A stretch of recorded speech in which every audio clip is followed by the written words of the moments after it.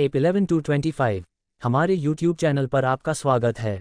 यहाँ आपको मनोरंजक, जानकारीपूर्ण और खास कंटेंट मिलेगा जो आपके लिए बनाया गया है। सीखने, जानने या मस्ती करने के लिए हमारे साथ जुड़ें। चैनल को सब्सक्राइब, लाइक और शेयर करना न भूलें ताकि हर नया वीडियो आप तक सबसे पहले पहुँचे। आइए इस सफ़र की शुरुआत करें। अध्याय 611 सौदा 1। पिछला अध्याय। अगला अध्याय, पब फ्यूचर द्वारा विज्ञापन। 611 डील 1। कुछ देर बाद मैक्स अध्ययन कक्ष से बाहर निकला और जुड़वा बच्चों से मिला। क्या मेरे साथी आ गए हैं? वे वहाँ हैं, हम तुम्हें उनके पास ले चलेंगे, वाणी ने कहा। उनका पीछा करते हुए वह गेस्ट हाउस पहुँचे और एमिली तथा अन्य लोगों से मिले। कुछ देर बाद वह, एमिली, रे और साशा एक गोलाकार मेज के चारों ओर बैठे थे। मैक्स ने अभी अभी उन्हें बताया था कि उसने शहर छोड़ने की कोशिश करने के बजाय फुलर परिवार का मेहमान बनना क्यों चुना। उनमें से किसी को भी यह सुनकर आश्चर्य नहीं हुआ कि कुलीन परिवारों ने उसे जाने से रोकने के लिए पहले से ही शहर के चारों ओर लोगों को तैनात कर रखा था। इसके अलावा, हालांकि मैक्स ने यह नहीं कहा, लेकिन वे समझ गए कि फुलर्स के मेहमान बनने के लिए उसके सहमत होने का मुख्य कारण उनके कारण था। आखिरकार, वह एक शीर्ष 5 सितारा जादूगर को लगभग मारने के लिए पर्याप्त मजबूत था, जिसकी युद्ध शक्ति प्रारंभिक चरण के राजा जादूगर से कम नहीं थी। अगर वह अकेला होता तो उसे भागने में शायद ज़्यादा कठिनाई नहीं होती, लेकिन अगर उसे उन्हें साथ ले जाना पड़ता तो सफल भागने की संभावना लगभग शून्य थी। यह महसूस करते हुए उन्होंने महसूस किया कि उनके दिलों में जटिल भावनाएं उमड़ रही हैं। एक क्षण के बाद एमिली ने पूछा, तुमने कहा था कि वे तुम्हें 1 सप्ताह तक सुरक्षित रखेंगे, है ना?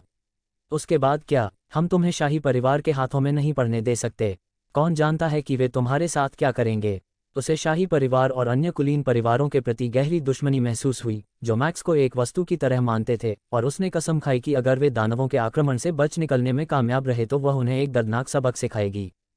आपको इस बारे में चिंता करने की ज़रूरत नहीं है। मैंने फुलर पैट्रियार्क माइक से बात की है। उसके पास हमें 5 दिनों में शहर छोड़ने का रास्ता है, लेकिन समस्या यह है कि हम शायद इन 5 दिनों तक नहीं टिक पाएंगे। मैक्स ने आह भरते हुए कहा। आपका क्या मतलब है, टीम लीडर? क्या आपने नहीं कहा था कि फुलर परिवार हमें 1 सप्ताह तक सुरक्षित रखेगा? फिर हमारे केवल 5 दिन तक जीवित रहने में क्या समस्या है? रे ने असमंजस में पूछा। खैर, बात यह है कि अन्य परिवार, विशेष रूप से सैडल और अरासिया परिवार, सिर्फ इसलिए हार नहीं मानेंगे क्योंकि हम फुलर परिवार में हैं। माइक ने जो कहा उसके अनुसार वे शायद मुझे छीनने के लिए जल्द ही फुलर पर हमला करेंगे। जबकि फुलर परिवार में दोनों परिवारों का विरोध करने की क्षमता है, लेकिन यदि इस दौरान उनके अपने परिवार का कोई व्यक्ति हमारे विरुद्ध कार्य करता है तो वे हमारी सहायता नहीं कर पाएंगे। पब फ्यूचर द्वारा विज्ञापन। यह कहने के बाद उसने देखा कि रे और साशा और भी अधिक भ्रमित लग रहे थे, जिससे वह व्यंग्यपूर्वक मुस्कुराने लगा। टीम लीडर, फुलर परिवार के सदस्य अपने ही परिवार को धोखा क्यों देंगे? यह समझ में नहीं आता, रे ने कहा। मैक्स के समझाने से पहले ही एमिली बोल पड़ी, फुलर परिवार जैसे बड़े परिवार में हजारों सदस्य होने चाहिए। उनमें से परिवार की सत्ताधारी शाखा से केवल कुछ 100 या 10 नहीं, बल्कि 10 ही होने चाहिए। अगर इन 10 लोगों के पास परिवार के संसाधनों पर ज्यादातर अधिकार है, जबकि परिवार के ज्यादातर लोगों को सिर्फ कुछ ही मिलता है, तो क्या आपको नहीं लगता कि वे असंतुष्ट होंगे, भले ही वे कुछ न कहें? रे ने कुछ सोचने के बाद सिर हिलाया। हाँ, वे असंतुष्ट होंगे। एमिली ने सिर हिलाया और कहा, दानवों के आक्रमण के कारण फुलर परिवार की तो बात ही छोड़िए, राज्य का भी अस्तित्व अनिश्चित है। अब यदि फुलर परिवार को उन्मूलन के खतरे का सामना करना पड़ता है तो केवल मुख्य सदस्यों के बचने की संभावना है। बाकी सदस्यों की बात करें तो मुख्य सदस्यों को भागने के लिए समय देने के लिए संभवतः उनकी बलि दी जाएगी। यदि ऐसा नहीं हुआ तो उन्हें अपने हाल पर छोड़ दिया जाएगा। यह बात हर कोई जानता है, इसलिए इन उपेक्षित सदस्यों को अपने बचने की संभावना बढ़ाने के लिए हर संभव प्रयास करना चाहिए। अगर कोई दूसरा कुलीन परिवार अब उनसे संपर्क करे और ऐसा कुछ वादा करे जिससे यह हो सके, तो वे फुलर परिवार को धोखा देने में संकोच नहीं करेंगे। यह सुनकर कल्पित बॉनो को अंततः समझ आ गई और वे घृणा से बोले, मनुष्य वास्तव में बहुत स्वार्थी हैं। एमिली को यह बात पसंद नहीं आई और उसने ठंडे स्वर में कहा, केवल मनुष्य ही नहीं, हर जाति, हर संवेदनशील प्राणी स्वार्थी है। आप गलत हैं, मिस एमिली। अगर हमारे साथ ऐसा कुछ हुआ तो हम कमांडर के परिवार की सुरक्षा सुनिश्चित करने के लिए खुशी खुशी खुद को बलिदान कर देंगे, साशा ने दृढ़ विश्वास के साथ कहा, जबकि रे ने सहमति में सिर हिलाया। एमिली ने बहस करने की जहमत नहीं उठाई और मैक्स की ओर देखा। तो अब हम क्या करने जा रहे हैं? रे और साशा ने भी मैक्स की ओर देखा और जानना चाहा कि उसके मन में क्या है। मैक्स ने कंधे उचकाए, हम कुछ नहीं करते। उद्धरण चिन्ह ... जब तक कोई हम पर हमला नहीं करता, तब हम पूरी ताकत से उन्हें मार डालते हैं। उनका आखिरी वाक्य ठंडे दिमाग से हत्या करने की मंशा से भरा हुआ था। एमिली ने सिर हिलाया। कुछ देर बाद उसने पूछा, फुलर परिवार हमें बाहर भेजकर शाही परिवार को नाराज करने का जोखिम क्यों उठाना चाहता है? मैक्स ने कुछ हिचकिचाहट के साथ कहा, हमने एक सौदा किया है। मैं उनकी कुछ मदद करूंगा और बदले में वे हमारी मदद करेंगे।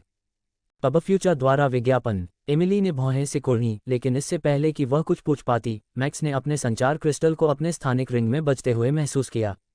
संदेश की जांच करने के बाद वह खड़ा हो गया, आप लोग आराम करें और खेती करें। इसके अलावा कृपया उन चारों, लिटिल रू, उसके दादा क्लेयर और उसके बेटे का ख्याल रखें। अगर क्लेयर कुछ पूछे तो उसे बताएं कि मैं बाद में उससे मिलूंगा और स्थिति समझाऊंगा। यह कहकर वह एमिली को कुछ और पूछने का मौका दिए बिना कमरे से बाहर चला गया। उसके जाने के बाद रे ने चिंतित होकर पूछा, मिस एमिली, हम 3 सितारा जादूगरों से निपट सकते हैं और आपकी और बहन शाशा की मदद से हम 4 सितारा जादूगरों से भी लड़ सकते हैं, लेकिन हम 5 सितारा जादूगरों से कैसे लड़ेंगे?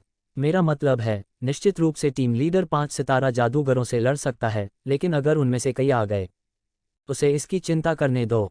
यह कहते हुए एमिली भी कमरे से बाहर चली गई। बहन शाशा। रे शाशा की ओर मुड़ने से खुद को रोक नहीं सकी।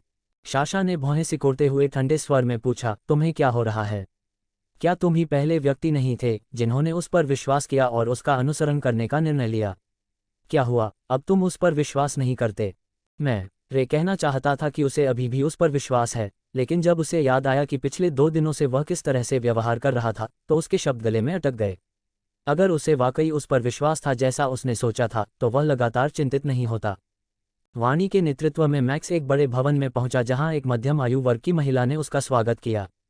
तुम वही युवा नायक हो जिसके बारे में मैं सुनता रहा हूं। मैक्स, है ना? मैं कोई हीरो नहीं हूं, मिस। मैक्स मुस्कुराया। वाणी ने झुककर महिला का अभिवादन किया और मैक्स से कहा, यह हेल्डर रीवा हैं, जो हमारे सबसे सम्मानित बुजुर्गों में से एक हैं। न केवल वह एक उच्च स्तरीय 5 सितारा जादूगर हैं, बल्कि वह ग्रेड 5 की जादुई हथियार बनाने वाली भी हैं और वह ग्रेड 4 लाइफ बाउंड आर्टिफैक्ट्स भी बना सकती हैं। उसके बाद उसने रीवा की ओर देखा और कहा, मैं उसे आदेशानुसार यहाँ ले आई हूँ, बड़े साहब। अब मैं विदा लेती हूँ। कृपया मुझे क्षमा करें। रीवा ने सिर हिलाया और मैक्स को अंदर ले गई। उसके पीछे चलते हुए मैक्स उसकी आकृति, खासकर उसके हिलते हुए कूल्हों को देखे बिना नहीं रह सका। वे मनमोहक थे। मुझे मत बताओ कि मैं बड़ी उम्र की महिलाओं की ओर अधिक आकर्षित होता हूँ, उसने सोचा और फिर उत्सुकता से पूछा, बड़े भाई, अगर आपको बुरा न लगे तो बताइए कि मुझे किसकी मदद करनी चाहिए। क्या आप हैं? अध्याय 612, सौदा 2। पिछला अध्याय। अगला अध्याय। पब फ्यूचर द्वारा विज्ञापन। ओह, रीवा ने चलना बंद कर दिया और पीछे मुड़ी। उसके होठों पर एक चंचल मुस्कान खेल रही थी। उसने अपने हाथों को अपनी कमर पर रखा, अपनी प्रभावशाली छाती को बाहर निकाला और अपनी आंखों में शरारती चमक के साथ पूछा, तुम्हें मेरी मदद करने में कोई आपत्ति नहीं है? मुझे लगा कि तुम छोटे बच्चों को बड़ी उम्र की महिलाएं पसंद नहीं आती हैं। मैक्स ने बिना किसी शर्म के उसके शरीर को निडरता से देखा और कहा, मैं दूसरों जैसा नहीं हूं। मैं भेदभाव नहीं करता। वास्तव में मुझे बड़ी उम्र की महिलाएं पसंद हैं, खासकर जब वे आपकी तरह आकर्षक हों। उसके बोलने के तुरंत बाद इश्कबाजी वाला माहौल गायब हो गया। उसकी जगह एक भयानक सन्नाटा छा गया। यह अचानक हुए इस परिवर्तन ने उसे चौंका दिया और जब उसने उसकी ओर देखा तो उसने उसकी आंखों में एक ठंडी झलक देखी जिसमें एक छिपी हुई हत्या की मंशा झलक रही थी। हालांकि ओलिवर के खिलाफ अपनी लड़ाई के बाद वह 5 स्टार मैचेस से नहीं डरता था, लेकिन उसने उन्हें कम आंकने की हिम्मत भी नहीं की, खासकर तब जब वे उसके इतने करीब थे और वह पूरी तरह से तैयार नहीं था। सौभाग्य से ऐसा नहीं लगा कि वह उस पर हमला करने वाली थी, लेकिन फिर भी उसने अपनी सुरक्षा बढ़ा दी, बस मामले की आशंका में। बड़े रीवा। जैसे ही उसने बोलना शुरू किया, रीवा ने उसे बीच में ही रोक दिया और अपनी आवाज़ में ठंडक भरते हुए कहा, अगर तुम साबित कर सको कि तुम वाकई हमारी मदद करने में सक्षम हो, तो न केवल मैं तुम्हारे कहे शब्दों को माफ़ कर दूंगी, बल्कि मैं तुम्हें मेरा स्वाद भी चखाऊंगी। लेकिन अगर तुम हमारी मदद करने में सक्षम नहीं हो, तो मैं तुम्हें मार डालूंगी। मैक्स ने जब यह सुना तो उसकी आंखें सिकुड़ गईं। फिर उसने साफ आवाज़ में पूछा, क्या तुम सच में मुझे इस तरह धमकाना चाहते हो? उसने देखा कि रीवा के रसीले होंठ खुल गए और उसके हाव भाव से वह बता सकता था कि वह हाँ कहने वाली है, लेकिन उसने अप्रत्याशित रूप से अचानक अपना मुंह बंद कर लिया, पलट गई और चलने लगी। आओ, मैं तुम्हें उस व्यक्ति के पास ले चलता हूं जिसकी तुम मदद करने जा रही हो। मैक्स ने यह देखकर अपनी भौहें ऊपर उठाईं। वह साफ देख सकता था कि वह हाँ कहने ही वाली थी, लेकिन आखिरी क्षण में रुक गई।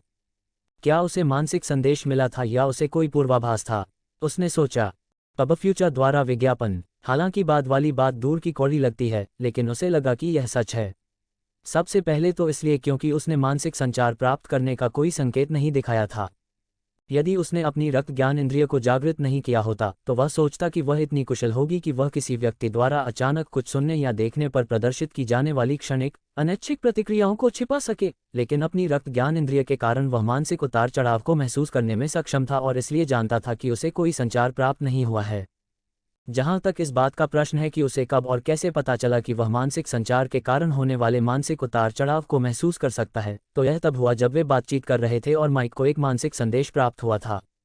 दूसरा, क्योंकि उसने तय कर लिया था कि अगर वह हाँ कहेगी तो वह उसे सजा देगा। इसलिए एक 5 सितारा जादूगर होने के नाते उसे पहले से ही इसका अंदाजा हो गया होगा। 4 सितारा क्षेत्र के शिखर को यूं ही नश्वर सीमा नहीं कहा जाता।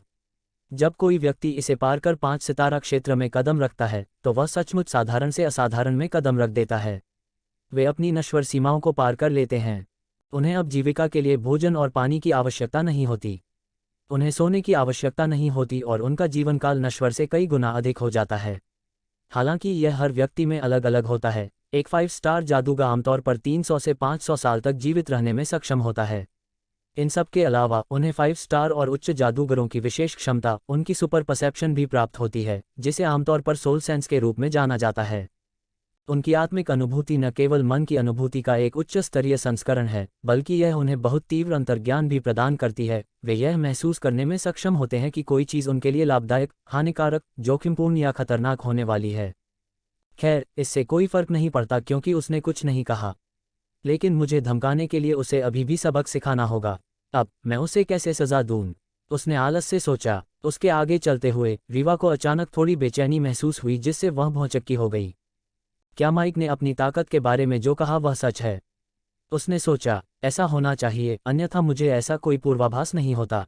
पहले उसे जो महसूस हुआ वह यह था कि उसका अंतर्ज्ञान उसे बता रहा था कि अगर उसने हाँ कहा तो वह खतरे में पड़ जाएगी।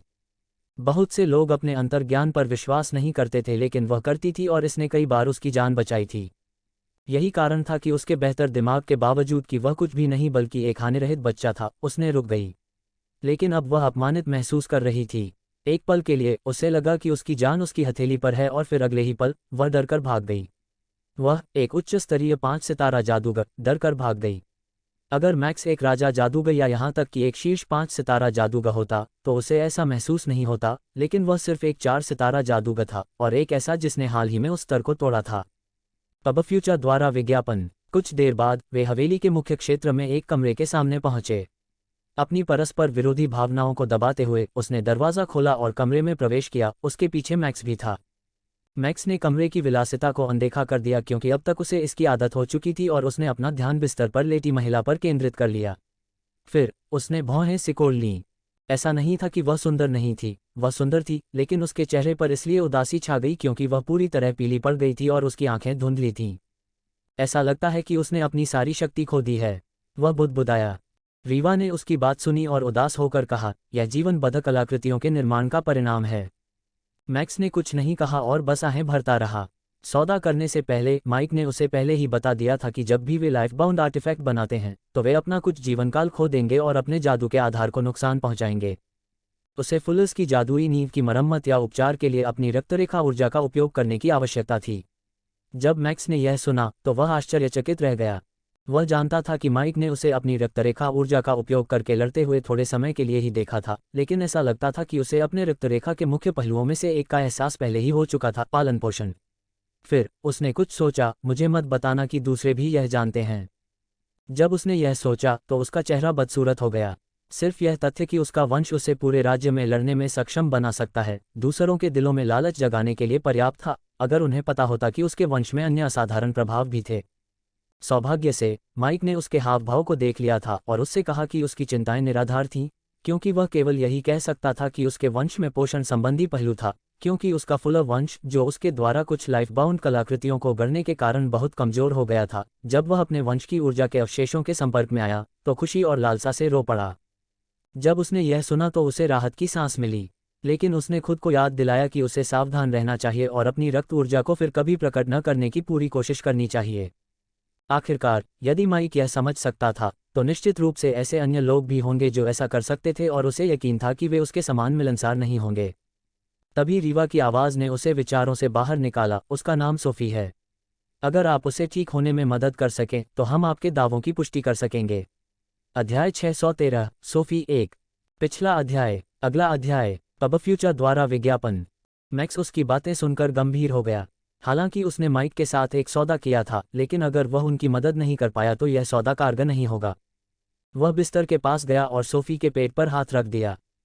रीवा ने यह देखकर अपनी भौहें सिकोड़ लीं, लेकिन कुछ नहीं बोली। अचानक सोफ़ी को लगा कि कोई उसे छू रहा है। उसने अपनी आंखें केंद्रित करके यह देखने की कोशिश की कि वह कौन है, लेकिन उसे केवल एक धुंधला सा आकार दिखाई दिया। माँ, उसने लगभग अस्पष्ट आवाज में पूछा। स्वूश।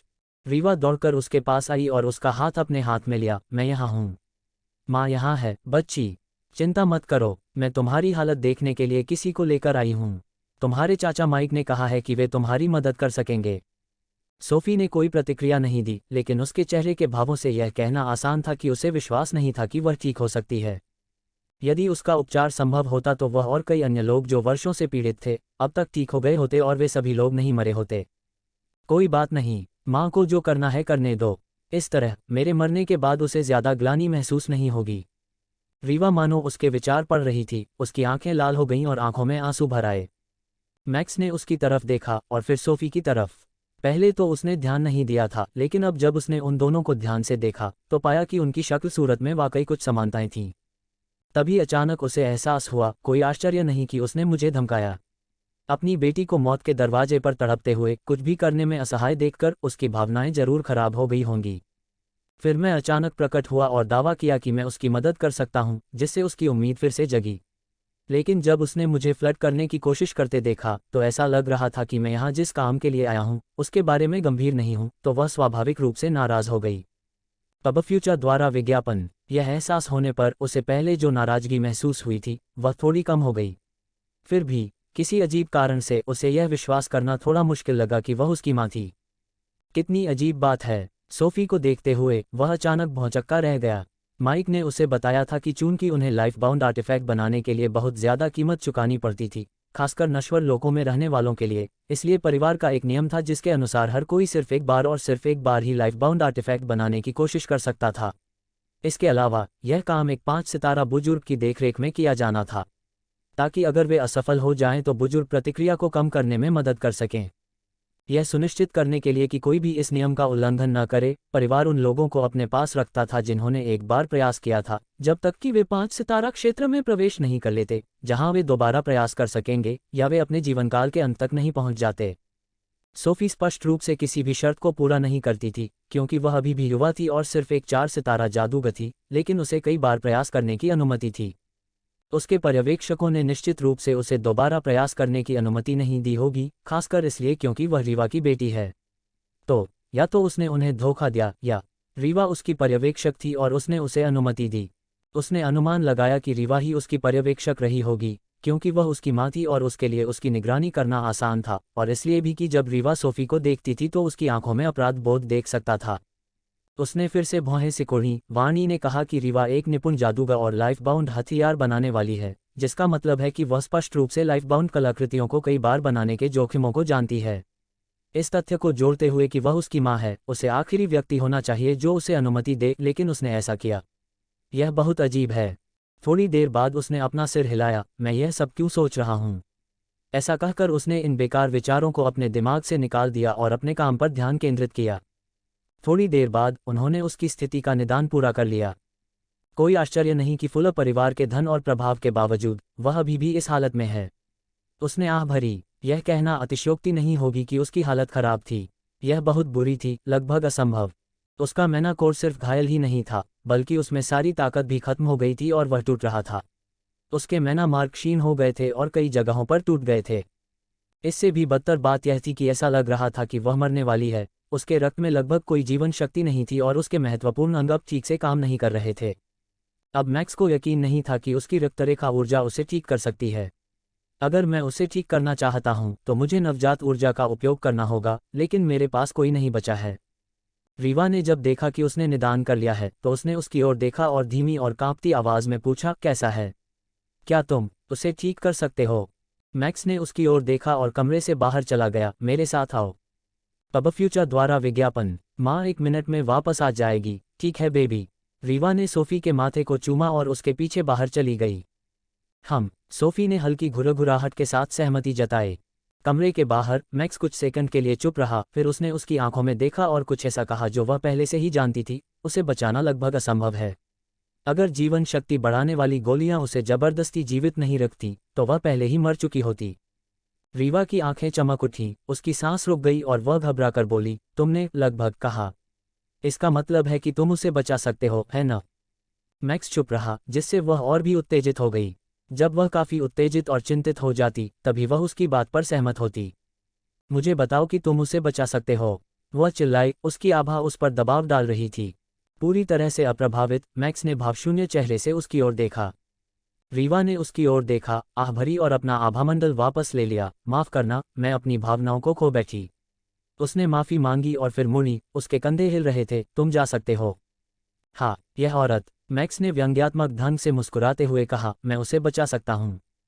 स्वूश। रीवा ने पलटकर मैक्स को अपना आंसुओं से भरा चेहरा देखने दिया और उत्साहित होकर पूछा, सच में?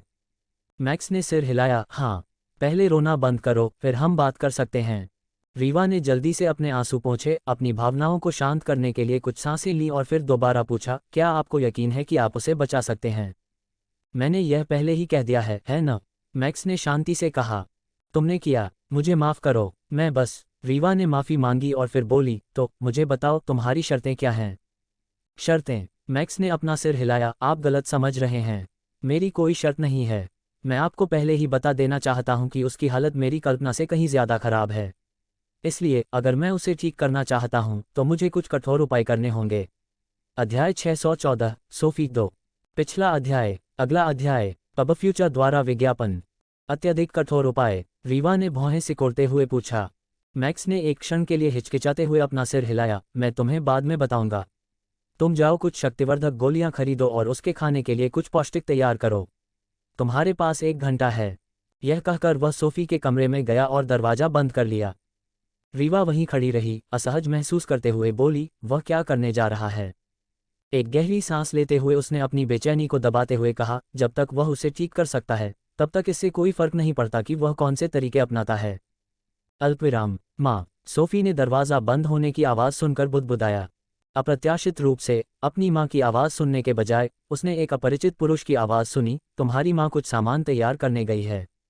आप डॉक्टर? सोफी ने पूछा। मैक्स उसके पास गया, बिस्तर पर चढ़ गया और उसके पास बैठ गया। हाँ, मैं हूँ। अब मैं तुम्हारा इलाज शुरू करने जा रहा हूँ।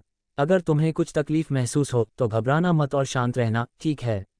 हालांकि वह जानता था कि उसे कोई तकलीफ महसूस होने की संभावना बहुत कम है, फिर भी उसने उसे सलाह दी। सोफी ने पहले तो आह भरी और फिर सहमति जताते हुए कहा, ठीक है। अब फ्यूचर द्वारा विज्ञापन। मैक्स ने अपना सिर हिलाया। ऐसा लग रहा था कि उसने पूरी तरह से हार मान ली है और उसे विश्वास नहीं हो रहा था कि वह ठीक हो सकती है। हालांकि उसने इसके लिए उसे दोषी नहीं ठहराया। आखिरकार उसने अपने परिवार के कई सदस्यों को देखा होगा जो उसके जैसी ही स्थिति में थे, बिना किसी उपचार के मर गए। उसके लिए उसकी स्थिति लाइलाज थी। सांस लेते हुए उसने उसके सीने पर हाथ रखा और अपनी रक्तरेखा ऊर्जा को उसके हृदय और रक्त में प्रवाहित करना शुरू कर दिया। उसका निदान करने के बाद वह पहले से ही जानता था कि उसकी रक्तरेखा ऊर्जा उसके जादुई आधार को ठीक करने के लिए पर्याप्त शक्तिशाली नहीं थी और उसे ऐसा करने के लिए नवजात ऊर्जा की आवश्यकता थी। हालांकि समस्या यह थी, नवजात ऊर्जा केवल तभी उत्पन्न हो सकती थी जब वह किसी महिला के साथ संभोग करता। इसलिए वह सबसे पहले अपने रक्तरेखा ऊर्जा संचार के माध्यम से उसके हृदय और रक्त को कुछ जीवन शक्ति देकर उसकी शारीरिक स्थिति में सुधार करना चाहता था। एक बार जब वह इधर उधर घूमने में सक्षम हो जाती तो वह उसे कुछ जीवन शक्ति बढ़ाने वाली गोलियां देता और उसे कुछ खाने देता। उसके बाद वह उसे कुछ नवजात ऊर्जा बनाने में मदद कर पाती जिसका उपयोग वह उसके आधार को ठीक करने के लिए कर सकता था। हालांकि उसे अजीब लगा कि उसने उसकी मौजूदा हालत को देखते हुए उसके साथ सेक्स करने की योजना बनाई, लेकिन उसके पास कोई विकल्प नहीं था। इसके अलावा इससे उसकी मदद होने वाली थी, इसलिए यह सही ही था। जब सोफी ने अपने सीने पर उसका हाथ महसूस किया तो उसकी भौहें सिकुड़ गईं, लेकिन एक क्षण बाद जब उसने अपने शरीर में एक गर्म और कोमल ऊर्जा का प्रवेश महसूस किया तो वे सिकुड़ गईं। यह क्या है? उसने पूछा। यह मेरी रक्त ऊर्जा है। इसमें बहुत ज्यादा जीवन शक्ति है, लेकिन आपकी माँ द्वारा दी जाने वाली गोलियों के विपरीत यह बहुत ही शांत है, मैक्स ने समझाया। सोफी ने अपना सिर थोड़ा हिलाया, इसका कोई फायदा नहीं है। मेरा शरीर लंबे समय तक ऊर्जा बरकरार नहीं रख सकता। यह ठीक है, जब तक आप कुछ घंटों के लिए बेहतर महसूस कर सकते हैं, यह पर्याप्त होगा, मैक्स ने कहा। जब तुम बेहतर स्थिति में हो जाओगी, तो मैं तुम्हारे जादुई आधार को ठीक कर पाऊंगा। तुम्हें पता है कि अगर तुम्हारा आधार ठीक हो गया तो क्या होगा, है न? उसने पूछा। हाँ, मेरा शरीर जीवन शक्ति बनाए रखने में सक्षम होगा और मैं बेहतर हो जाऊंगा। यह कहते हुए उसकी धुंधली आंखें नम हो गईं। फिर उसने पूछा, लेकिन क्या आप ऐसा कर सकते हैं, मेरी नींव को ठीक कर सकते हैं? मैं निश्चित रूप से कर सकता हूँ, लेकिन आपको मेरे साथ सहयोग करना होगा। जब तक आप सहयोग करेंगे, आप कुछ ही समय में बेहतर हो जाएंगे, मैक्स ने कहा। सोफी कुछ देर चुप रही, फिर बोली, मुझे तुम पर विश्वास है। ओह, पबफ्यूचर द्वारा विज्ञापन। यह देखकर कि वह पहले ही सारी उम्मीदें छोड़ चुकी है, उसने सोचा कि वह उसकी बातों पर विश्वास नहीं करेगी, इसलिए जब उसने यह कहा तो वह थोड़ा आश्चर्यचकित हुआ। वह नहीं जानता था कि सोफी भी उस अविश्वसनीय विश्वास की भावना से आश्चर्यचकित थी जो वह महसूस कर रही थी। जब 1 साल पहले उसने अपने मरते हुए छोटे भाई को बचाने के लिए एक अनोखी लाइफ बाउंड आर्टिफैक्ट बनाने का फैसला किया, जबकि उसने महीनों पहले ही खुद के लिए एक आर्टिफैक्ट बनाया था, तो उसने पहले ही परिणाम स्वीकार कर लिया था, मौत। और भले ही वह असफल रही और 1 महीने बाद उसने अपने भाई को खो दिया, लेकिन उसे इसका पछतावा नहीं था क्योंकि उसने अपनी पूरी कोशिश की थी, उसकी बड़ी बहन होने का अपना कर्तव्य निभाया था। उसके बाद वह बस जल्दी से चाहती थी कि मौत उसे ले जाए ताकि वह अपने भाई से फिर से मिल सके। दुर्भाग्य से उसकी माँ उसके मरने से पहले ही महीनों के मिशन से लौट आई। हर प्यार करने वाली माँ की तरह जब उसे पता चलता है कि उसका बेटा मर गया है और उसकी बेटी भी मरने वाली है, तो रीवा का दिल टूट गया। यह जानते हुए भी कि संभावना बहुत कम थी, रीवा ने अपनी बेटी के जीवन को लंबा करने के लिए अपनी पूरी कोशिश की। उसने उसे उच्च गुणवत्ता वाली 4th और 5वीं श्रेणी की जीवन शक्ति की गोलियां दी, दुर्लभ स्प्रिटफल ढूंढे, उसके जीवन काल की परवाह किए बिना उसकी जीवन शक्ति का उपयोग किया, इस उम्मीद में कि वह उसे बचाने का कोई रास्ता खोज पाएगी। यही कारण था कि जब उसने सुना कि माइक को कोई ऐसा व्यक्ति मिल गया है जो संभवतः उन लोगों को ठीक कर सकता है जो प्रतिक्रिया से पीड़ित थे, तो उसने तुरंत उसे परिवार के पास लाने के लिए सहमति दे दी। जब उसे एहसास हुआ कि दूसरे परिवार उसे पकड़ने की कोशिश करने वाले हैं, तो वह तुरंत अपनी माँ, वह महिला ग्रैंड एल्डर जिसने शाही परिवार के साथ सौदा किया और इमेंटेट और कार्ट मार्टेल को भगा दिया, के पास गई और उसे उसकी एकांत साधना से जगाया और अपनी माँ से कार्रवाई करने की विनती की। अगर उसने ऐसा नहीं किया होता, तो मैक्स को फुलर परिवार के पास लाना इतना आसान नहीं होता। क्योंकि सोफी अपनी माँ की भावनाओं को और अधिक ठेस नहीं पहुंचाना चाहती थी, क्योंकि वह अपनी जान जोखिम में डालकर पहले ही ऐसा कर चुकी थी, इसलिए उसने उसे वह करने दिया जो वह करना चाहती थी और परिणामस्वरूप उसे अपनी वर्तमान स्थिति में 1 वर्ष तक कष्ट सहना पड़ा। हालांकि वह जानती थी कि वह अकेली नहीं थी जो पीड़ित थी, उसकी माँ भी उतनी ही पीड़ित थी। इसलिए 1 साल बाद उसने सोचा कि यह बहुत हो गया है और वह अपनी माँ से कहना चाहती थी कि वह हार मान ले। लेकिन कौन जानता था कि ऐसा करने से पहले ही उसे अचानक यह विश्वास हो जाएगा कि उसका सचमुच इलाज हो सकता है। अपनी माँ के लिए, और इसलिए भी क्योंकि वह अंदर से जीना चाहती थी। उसे उम्मीद थी कि अगर वह कर सकती तो ठीक हो जाएगी और जिएगी। लेकिन उसे डर था कि उसकी भावनाएं और अभी जो कुछ भी उसने सुना वह सिर्फ एक भ्रम हो सकता है। अचानक अब परिचित आवाज ने उसे विचारों से बाहर निकाला, हेलो मिस, क्या आप वहाँ हैं? तो यह मेरा भ्रम नहीं था, उसने राहत महसूस करते हुए कहा। फिर उसने धुंधली आकृति पर ध्यान केंद्रित करने की कोशिश की तो उसकी आंखें चौड़ी हो गईं। ... क्योंकि हमेशा की तरह एक धुंधली आकृति देखने के बजाय उसने एक सुंदर युवक को अपने पास बैठे उसकी ओर देखकर मुस्कुराता हुआ देखा। अध्याय 615 सिद्धि। पिछला अध्याय। अगला अध्याय। पबफ्यूचर द्वारा विज्ञापन। अब मैं देख सकती हूँ। मैं सपना तो नहीं देख रही हूँ, है न? वह चकित होकर बुदबुदाई। उसकी नज़र मैक्स के चेहरे पर केंद्रित थी। उसकी प्रतिक्रिया देखकर उसके चेहरे पर हल्की सी मुस्कान आ गई और उसने धीरे से सिर हिलाकर संकेत दिया कि वह सपना नहीं देख रही थी। उसे सिर हिलाते हुए देखने के बावजूद सोफी अभी भी अविश्वास में थी। उसके चेहरे के हर विवरण को अपने दिमाग में उकेरने के बाद उसने अपनी आंखें उससे हटा लीं और चारों ओर देखने लगी। कुछ पल बाद वह चुपचाप रोने लगी और उसके गालों पर आंसू बहने लगे। मैं अब वास्तव में देख सकती हूँ, उसने घुटी हुई आवाज़ में फुसफुसाया। उसके हाथ अनजाने में उसके चेहरे तक पहुँच गए। उसके खुश चेहरे को देखकर मैक्स को एक अजीब सी अनुभूति हुई जो उसके अंदर समा गई। उसने अपनी आंखें बंद की और सोचा, इसमें कोई आश्चर्य नहीं कि धरती पर रहने वाले अमीर लोग दान पुण्य करना और जब भी संभव हो गरीबों की मदद करना पसंद करते थे। वे ऐसा इसलिए नहीं करते थे क्योंकि वे दयालु और परोपकारी थे, या केवल प्रचार और लोकप्रियता के लिए। वे ऐसा संतुष्टि, तृप्ति और उपलब्धि की भावना के लिए करते थे। मैं अपने हाथों को महसूस कर सकता हूँ और हिला सकता हूँ। सोफी की अचानक, आश्चर्यचकित और प्रसन्नतापूर्ण चीख ने उसे विचारों से बाहर निकाला। उसे अपने हाथों को अपने सामने लहराते और उन्हें आश्चर्य से देखते हुए देखकर वह मुस्कुराया और उसे अपना हाथ दिया। केवल इतना ही नहीं, तुम्हें वह सब कुछ करने में सक्षम होना चाहिए जो एक सामान्य, स्वस्थ व्यक्ति कर सकता है। यहाँ बैठने की कोशिश करो। यह सुनकर सोफी उत्तेजित हो गई और उसने जल्दी से उसका हाथ पकड़ लिया। उसका दिल जंगली घोड़े की तरह तेजी से धड़क रहा था। उसे अब इस बात की परवाह नहीं है कि वह उसके जादुई आधार को ठीक कर सकता है या नहीं, जैसा कि उसने दावा किया था। नहीं, वह बस एक सामान्य व्यक्ति की तरह महसूस करना चाहती थी, कुछ ऐसा जिसे वह पिछले आधे साल से महसूस करने का सपना देख रही थी। उसके बाद जो हुआ, उसे उसकी परवाह नहीं थी। अल्पविराम। सोफी के कमरे के बाहर का दालान। पब फ्यूचर द्वारा विज्ञापन। रीवा ने सोफी के लिए पौष्टिक भोजन बनाना समाप्त कर दिया था, जैसा कि मैक्स ने उससे कहा था। हालांकि वह लगातार सोच रही थी कि मैक्स उसे कैसे खिलाएगा। साल के पहले 6 महीनों तक सोफी बिस्तर पर पड़ी रही, लेकिन जीवन शक्ति बढ़ाने वाली गोलियां, स्पिरिट फ्रूट और दूसरी उपचारात्मक दवाएं उस पर काम कर रही थीं। हालांकि उनका असर कम होता जा रहा था। उन्हें खाने के बाद उसका शरीर थोड़ा स्वस्थ हो जाता था और वह बैठ पाती थी और उनकी मदद से धीरे धीरे खाना खा पाती थी। लेकिन आधे साल के बाद ये दवाएं उस पर मुश्किल से ही असर कर पाती थीं। क्योंकि रीवा नहीं चाहती थी कि उसकी बेटी उम्मीद खो दे, इसलिए उसने अपनी जीवन ऊर्जा का उपयोग उसकी स्थिति को बेहतर बनाने के लिए किया। लेकिन कुछ दिनों के बाद सोफी पर इसका भी कोई खास प्रभाव नहीं पड़ा। तब से सोफी बिस्तर पर पड़ी रही, खाना तो दूर, अपनी उंगलियां भी नहीं हिला पा रही थी। वह मुश्किल से कुछ शब्द बोल पाती थी और जैसे जैसे दिन बीतते गए, जीवन ऊर्जा के इंजेक्शन के बावजूद उसकी हालत और खराब होती गई और उसने अपनी दृष्टि भी खो दी। इस वजह से जब मैक्स ने उसे सोफी के लिए कुछ पौष्टिक खाना बनाने के लिए कहा, तो वह सोचती रही कि वह उसे कैसे खिलाएगा। यह विचार उसके दिमाग में आता था कि वह उसकी बेटी को ठीक करने में सक्षम है, लेकिन वह इसे दबा देती थी ताकि अगर वह असफल हो जाए तो उसे निराशा से ठेस न पहुंचे। सभी सामान एक ट्रे में रखकर वह रसोई घर से बाहर निकली और सोफी के कमरे की ओर जाने वाले गलियारे में पहुंची ही थी कि उसने अपनी बेटी के अचानक रोने की आवाज़ सुनी।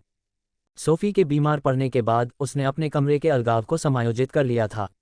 कमरे के अंदर के हिस्से को बाहर के लोगों से अलग करने के बजाय उसने कमरे के बाहर के हिस्से को सोफी से अलग कर दिया था। उसने ऐसा इसलिए किया ताकि सोफी किसी भी बाहरी शोर से परेशान न हो, जबकि वह अपनी बेटी के कमरे से आने वाली किसी भी आवाज़ को सुन पाएगी, जिससे उसके लिए उसकी देखभाल करना आसान हो जाएगा। डंप मत करो। उसका दिल ढोल की तरह धड़कने लगा और उसकी आंखों में खुशी के आंसू उमड़ पड़े। सोफी।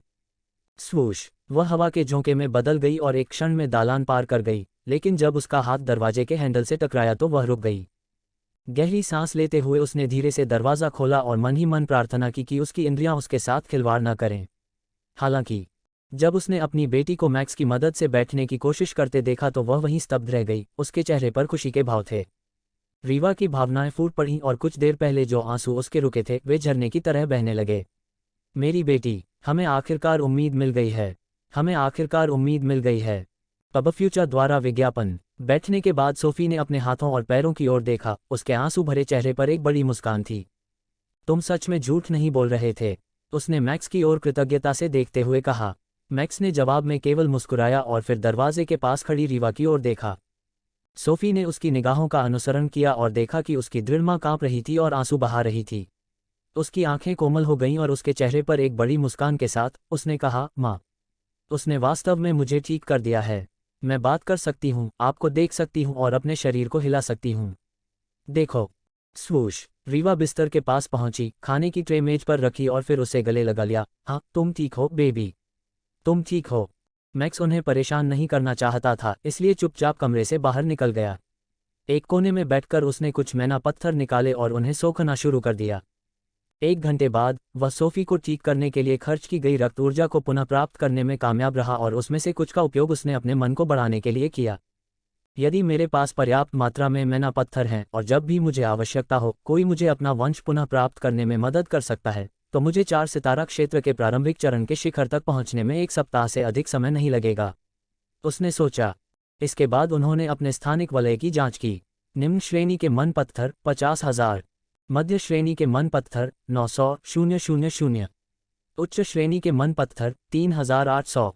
संतुष्टि में सिर हिलाते हुए उसने सोचा, अब मुझे केवल किसी इच्छुक और पर्याप्त रूप से मजबूत व्यक्ति की आवश्यकता है। बेहतर होगा कि वह 4 या 5 सितारा हो। वर्तमान में एकमात्र इच्छुक महिला क्लेयर थी, लेकिन क्योंकि उसकी साधना बहुत कम थी, उसके पास पर्याप्त ऊर्जा नहीं थी और उसकी रिकवरी भी बहुत धीमी थी।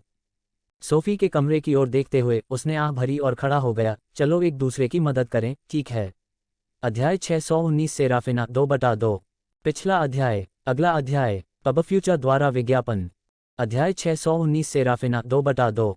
अधिकांश फुल के विपरीत सेरा के पास फुल की धातु संबंधी वंशावली नहीं थी, बल्कि एक अजीब वंशावली थी जो संभवतः उसे अपनी माँ से विरासत में मिली थी, जो गैर फुल माता पिता थीं। हालांकि रीवा को यह जानकर आश्चर्य हुआ, क्योंकि जब तक उसकी माँ का वंश फुल वंश से उच्च स्तरीय वंश नहीं होगा, कम से कम शाही परिवार के वंश के समान स्तर का संतान को हमेशा फुल वंश विरासत में मिलेगा। वह सेरा की मृत माँ की उत्पत्ति के बारे में सोचने के मूड में नहीं थी, क्योंकि उसने महसूस किया कि सेरा, जिसे वह अपनी बेटी मानती थी, धीरे धीरे मर रही थी। कारण, उसकी अजीब रक्त रेखा धीरे धीरे उसकी जीवन शक्ति को नष्ट कर रही थी। उसने कई तरीके अपनाए, लेकिन वह अपनी रक्त वंशावली को अपनी जीवन शक्ति को नष्ट करने से नहीं रोक सकी। वह नहीं चाहती थी कि वह इस बारे में चिंता करे, इसलिए उसने उसे यह नहीं बताने का फैसला किया। और भले ही वह दोषी महसूस कर रही थी, उसने उसे अपना शिष्य बनाने का विचार त्याग दिया और उसकी साधना का मार्गदर्शन करना बंद कर दिया। इसके बजाय उसने उसे व्यस्त रखने और साधना करने से रोकने के लिए उसे और अधिक कार्य सौंपना शुरू कर दिया, क्योंकि उसे एहसास हो गया था कि उसकी साधना जितनी अधिक होगी, उतनी ही तेजी से वह अपनी जीवन शक्ति खो देगी। दुर्भाग्य से सेरा बहुत प्रतिभाशाली थी। अपनी साधना को धीमा करने के अपने प्रयासों के बावजूद अगले कुछ वर्षों में वह 4 स्टार क्षेत्र में पहुंच गई। परिणामस्वरूप उसके वंश ने बहुत तेज गति से उसकी जीवन शक्ति को नष्ट करना शुरू कर दिया। 18 वर्ष की आयु में, और इस तथ्य के बावजूद कि वह एक 4 स्टार जादूगर थी, उसके पास एक साधारण मध्यम आयु वर्ग के व्यक्ति की जीवन शक्ति थी। अंत में उसे एहसास हुआ कि अगर उसने सच बता दिया होता तो बेहतर होता। देर आए दुरुस्त आए, यह सोचकर उसने उसे अपने वंश के बारे में बताया और कैसे यह धीरे धीरे उसे मार रहा था और उसे खेती बंद करने की जरूरत थी। जब सेरा ने यह सुना तो उसने कोई आश्चर्य या डर नहीं दिखाया। वह बस मुस्कुराए और पहली बार उसने उसे गले लगाया और कहा, मुझे बताने के लिए धन्यवाद। रीवा ने सोचा था कि वह उसकी बातों पर ध्यान देगी और खेती करना बंद कर देगी, लेकिन 2 साल बाद जब वह मध्य मैदानों में 1 साल के मिशन पर रवाना हुई, तो सेरा ने उससे मुलाकात की और बताया कि वह 4 स्टार के शिखर पर पहुंच गई है। रीवा चिंता से इतनी क्रोधित थी कि उसे समझ में नहीं आ रहा था कि क्या करे। जब उसने पूछा कि परिणाम जानते हुए भी उसने साधना क्यों नहीं रोकी, तो सेरा ने उसे बताया कि उसने साधना में कोई प्रयास नहीं किया था। यह उसकी शापित रक्त वंशावली थी जो निष्क्रिय रूप से उसकी साधना को बढ़ा रही थी और बदले में उसकी जीवन शक्ति का अधिक से अधिक उपभोग कर रही थी। उसने इसे नियंत्रित करने की कोशिश की थी, लेकिन वह सफल नहीं हुई। और उसने अपनी प्रगति को उनसे इसलिए छिपाया क्योंकि वह नहीं चाहती थी कि वे दुखी हों और उसके लिए चिंता करें। उस दिन रीवा उसे गले लगाते हुए फूट फूट कर रो पड़ी थी। उसे याद आया कि सेरा ने उसके आंसू पोंछते हुए कहा था, मुझे कोई अफसोस नहीं है। तुमने मुझे इतनी खूबसूरत जिंदगी दी है कि मैंने बड़े होने के बारे में कभी सपने में भी नहीं सोचा था। मैं तुम्हारी बहुत आभारी हूं और तुम्हें रोता हुआ नहीं देख सकती। पबफ्यूचर द्वारा विज्ञापन। इसके अलावा मेरे पास एक अच्छी खबर भी है। तुम्हारे पास क्या अच्छी खबर है? रीवा ने पूछा था। सेरा ने अपने चेहरे पर एक खुशनुमा मुस्कान के साथ कहा था, 4 स्टार के शिखर पर पहुंचने के बाद मेरी रक्तरेखा ने अपने आप मेरी खेती को बढ़ाना बंद कर दिया है। इसलिए मेरी जीवन शक्ति की निकासी दर अब और नहीं बढ़ेगी। और इस समय मेरे पास जितनी जीवन शक्ति है, उसे देखते हुए मेरे पास अभी भी तुम्हारे, सोफी और छोटे उरियल के साथ बिताने के लिए 5 साल से ज्यादा का समय है। क्या वह सच है? सेरा की उत्साहित आवाज ने उसे उसकी यादों से बाहर निकाला। खुद को संभालने के बाद उसने सिर हिलाया। हाँ, हम। मैक्स, जो उनके रिश्ते से अनजान था, उसकी आवाज में अनिच्छा सुनकर थोड़ा हैरान हुआ। फिर उसने भौहें सिकुड़ी। इस महिला के दिमाग में क्या चल रहा है? क्या वह अपनी बेटी को बचाना नहीं चाहती? मैं कसम खाता हूं कि अगर वह तुम्हारी वजह से मना करती है तो मैं तुम्हें इसका पछतावा करा दूंगा। उसने क्रूरता से सोचा। रीवा की पुष्टि सुनकर सेरा को राहत महसूस हुई और उसकी आंखों के कोनों में आंसू आ गए। अच्छा, यह बहुत अच्छी खबर है कि सोफी आखिरकार ठीक हो सकती है। उसने आंसू बहाते हुए मुस्कुराते हुए कहा। फिर वह मैक्स की ओर मुड़ी, पूरी तरह से 90 डिग्री पर झुकी और बोली, कृपया मेरा आभार अग्रिम रूप से स्वीकार करें, सर मैक्स। यह सुनकर मैक्स ने राहत की सांस ली जब उसने उसकी सच्ची खुशी महसूस की, और राहत महसूस की जब उसने खबर सुनी। चूंकि वह रीवा की तरह सोफी की भी उतनी ही परवाह करती है, इसलिए शायद वह उसके लिए एक छोटा सा त्याग करने से भी गुरेज नहीं करेगी, है न? अपनी आंखें खोलकर उसकी कृतज्ञता स्वीकार करने की अनुचित इच्छा को दबाते हुए उसने बस सिर हिला दिया। यह कुछ भी नहीं है। मैं वही कर रहा हूं जो मुझे करना चाहिए। अब भले ही मैं अगले साल मर जाऊं, एल्डर रीवा को बहन सोफी के साथ अकेलेपन का सामना नहीं करना पड़ेगा। सेरा ने राहत महसूस करते हुए सोचा। उसने झूठ नहीं बोला था जब उसने रीवा से कहा था कि वह 5 साल और जी सकती है। वह वास्तव में जी सकती थी, लेकिन फिर उरियल के साथ घटना घटी जिसके परिणामस्वरूप उसकी मृत्यु हो गई और सोफी की नींव टूट गई। जब उसने सोफी को देखा, जब उसने अपनी नींव को घायल कर दिया था और उसकी हालत का निरीक्षण किया, तो उसे एक स्पष्ट भावना हुई कि उसकी जीवन शक्ति उसकी मदद कर सकती है। चूंकि वह सोफी को अपनी सगी बहन की तरह मानती थी, इसलिए उसने जुआ खेलने और अपनी जीवन शक्ति का उपयोग करने में संकोच नहीं किया। दुर्भाग्यवश उसका अंतर्ज्ञान गलत साबित हुआ और जब तक उसे इसका एहसास हुआ, तब तक वह अपनी शेष बची 3 साल की जीवन शक्ति खो चुकी थी। रीवा ने जब देखा कि वह कितनी खुश और राहत महसूस कर रही है तो उसका दिल धड़क उठा। उसने जीवन भर बहुत कुछ सहा है। मैं उसके भरोसे को तोड़कर उसे निराश नहीं कर सकता। वह जानती थी कि अगर वह पूछेगी तो सेरा निश्चित रूप से सहमत होगी। गहरी सांस लेते हुए उसने मैक्स की ओर देखा। भले ही सोफी की स्थिति ठीक होने के बाद उसके रक्त ऊर्जा के प्रति कुछ प्रतिरोध विकसित हो जाए, मुझे यकीन है कि वह भी उसे ठीक कर सकता है। मैक्स ने भावनाओं में परिवर्तन महसूस किया और जब उसने उसकी निगाहें महसूस की तो उसे पता चल गया कि वह उसके लिए सब कुछ बर्बाद करने जा रही है।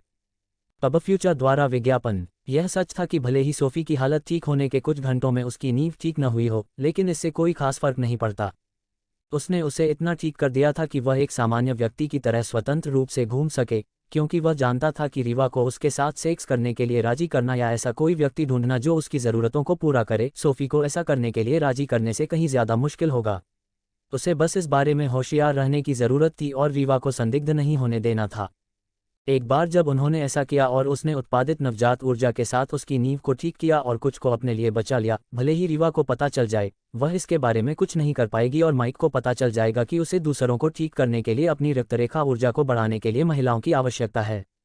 फिर वह उसके लिए बिना पूछे कुछ तैयार कर देगा, जिससे उसके लिए दूसरों को ठीक करना और अधिक नवजात ऊर्जा इकट्ठा करना आसान हो जाएगा। दुर्भाग्यवश सोफी को ठीक होने में मदद करने के बाद उसे अकेले में खोजने का मौका नहीं मिला, जिससे चीजें और जटिल हो गईं।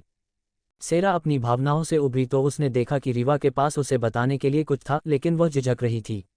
अपनी समझदारी से उसके लिए यह समझना मुश्किल नहीं था कि उसे यहाँ सिर्फ खुशखबरी देने के लिए नहीं बुलाया गया था। तो उसने कहा, बड़ी रीवा, अगर आपको मुझसे कुछ कहना है तो कृपया कहने में संकोच न करें। रीवा ने अपनी इच्छा दृढ़ की और अपना सिर हिलाया। नहीं, कुछ भी नहीं है। लेकिन इससे पहले कि वह अपनी बात पूरी कर पाती, मैक्स चिल्लाया, चुप रहो। सेरा ने नाराजगी में अपनी नाजुक भौहें सिकोड़ लीं। रीवा वह थी जिसका वह दुनिया में सबसे अधिक सम्मान करती थी। वह बर्दाश्त नहीं कर सकती थी कि कोई उसके सामने उस पर चिल्लाए। हालांकि उसने कुछ नहीं कहा क्योंकि वह सोफी के लिए जो आखिरी मौका था उसे बर्बाद नहीं करना चाहती थी, फिर भी उसके प्रति उसकी धारणा कुछ हद तक खराब हो गई। इस बीच रीवा के चेहरे पर उदासी छा गई, इसलिए नहीं कि वह गुस्से में थी बल्कि इसलिए कि उसे एहसास हुआ कि वह सोफी को सच्चाई बताने जा रहा है। इससे पहले कि वह अपना मुंह खोल पाता, उसने जल्दी से उसे मानसिक संदेश भेज दिया। उसे बताने की हिम्मत मत करना। मुझे पता है कि अगर सोफी की हालत फिर से ठीक हो जाती है तो भी आप उसे ठीक कर सकते हैं। इसलिए थोड़ी देर प्रतीक्षा करें।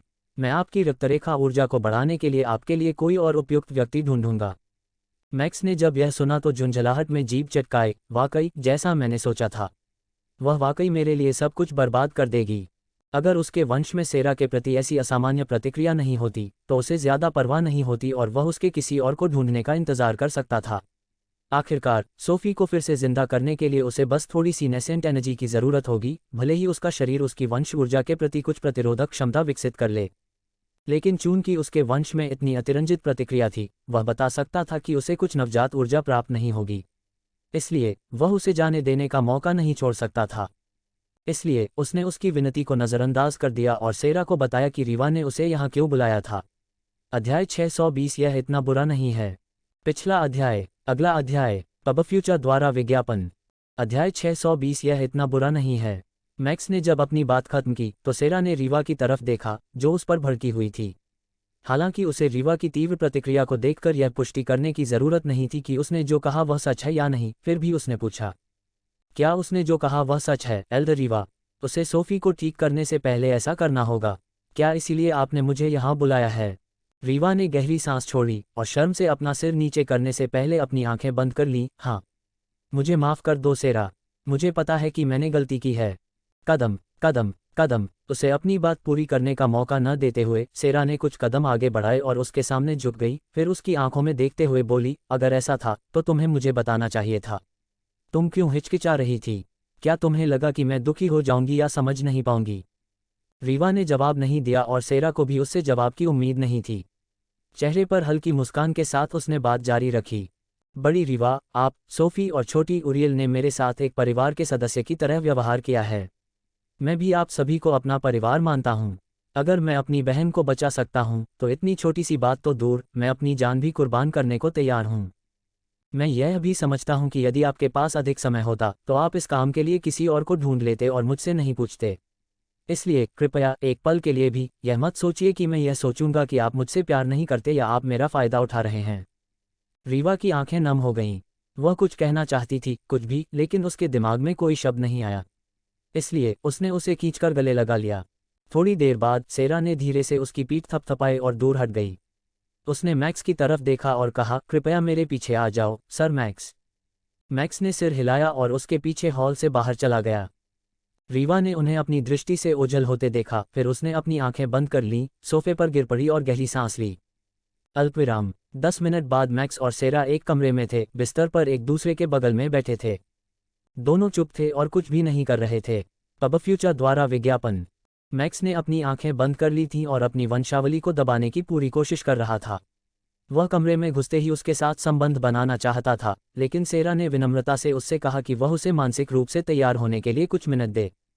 एक सज्जन व्यक्ति होने के नाते, तथा क्योंकि उन्हें लगा कि वे कुछ समय तक स्वयं पर नियंत्रण रख सकते हैं, उन्होंने सहमति दे दी। लेकिन कुछ ही मिनटों में उसे पछतावा होने लगा।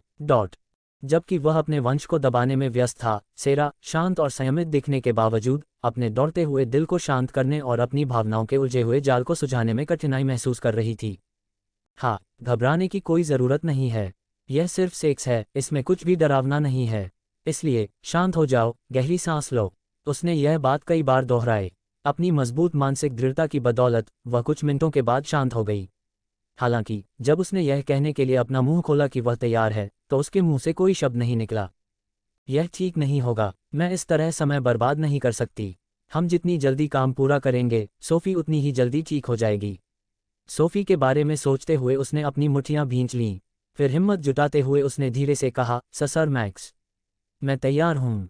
डंप मत करो, नो डंप, नो डंप। जैसे ही ये शब्द उसके होठों से निकले, उसका दिल इतनी जोर से धड़कने लगा कि वह उसे सुन सकती थी और उसे संदेह हुआ कि मैक्स भी ऐसा कर सकता है।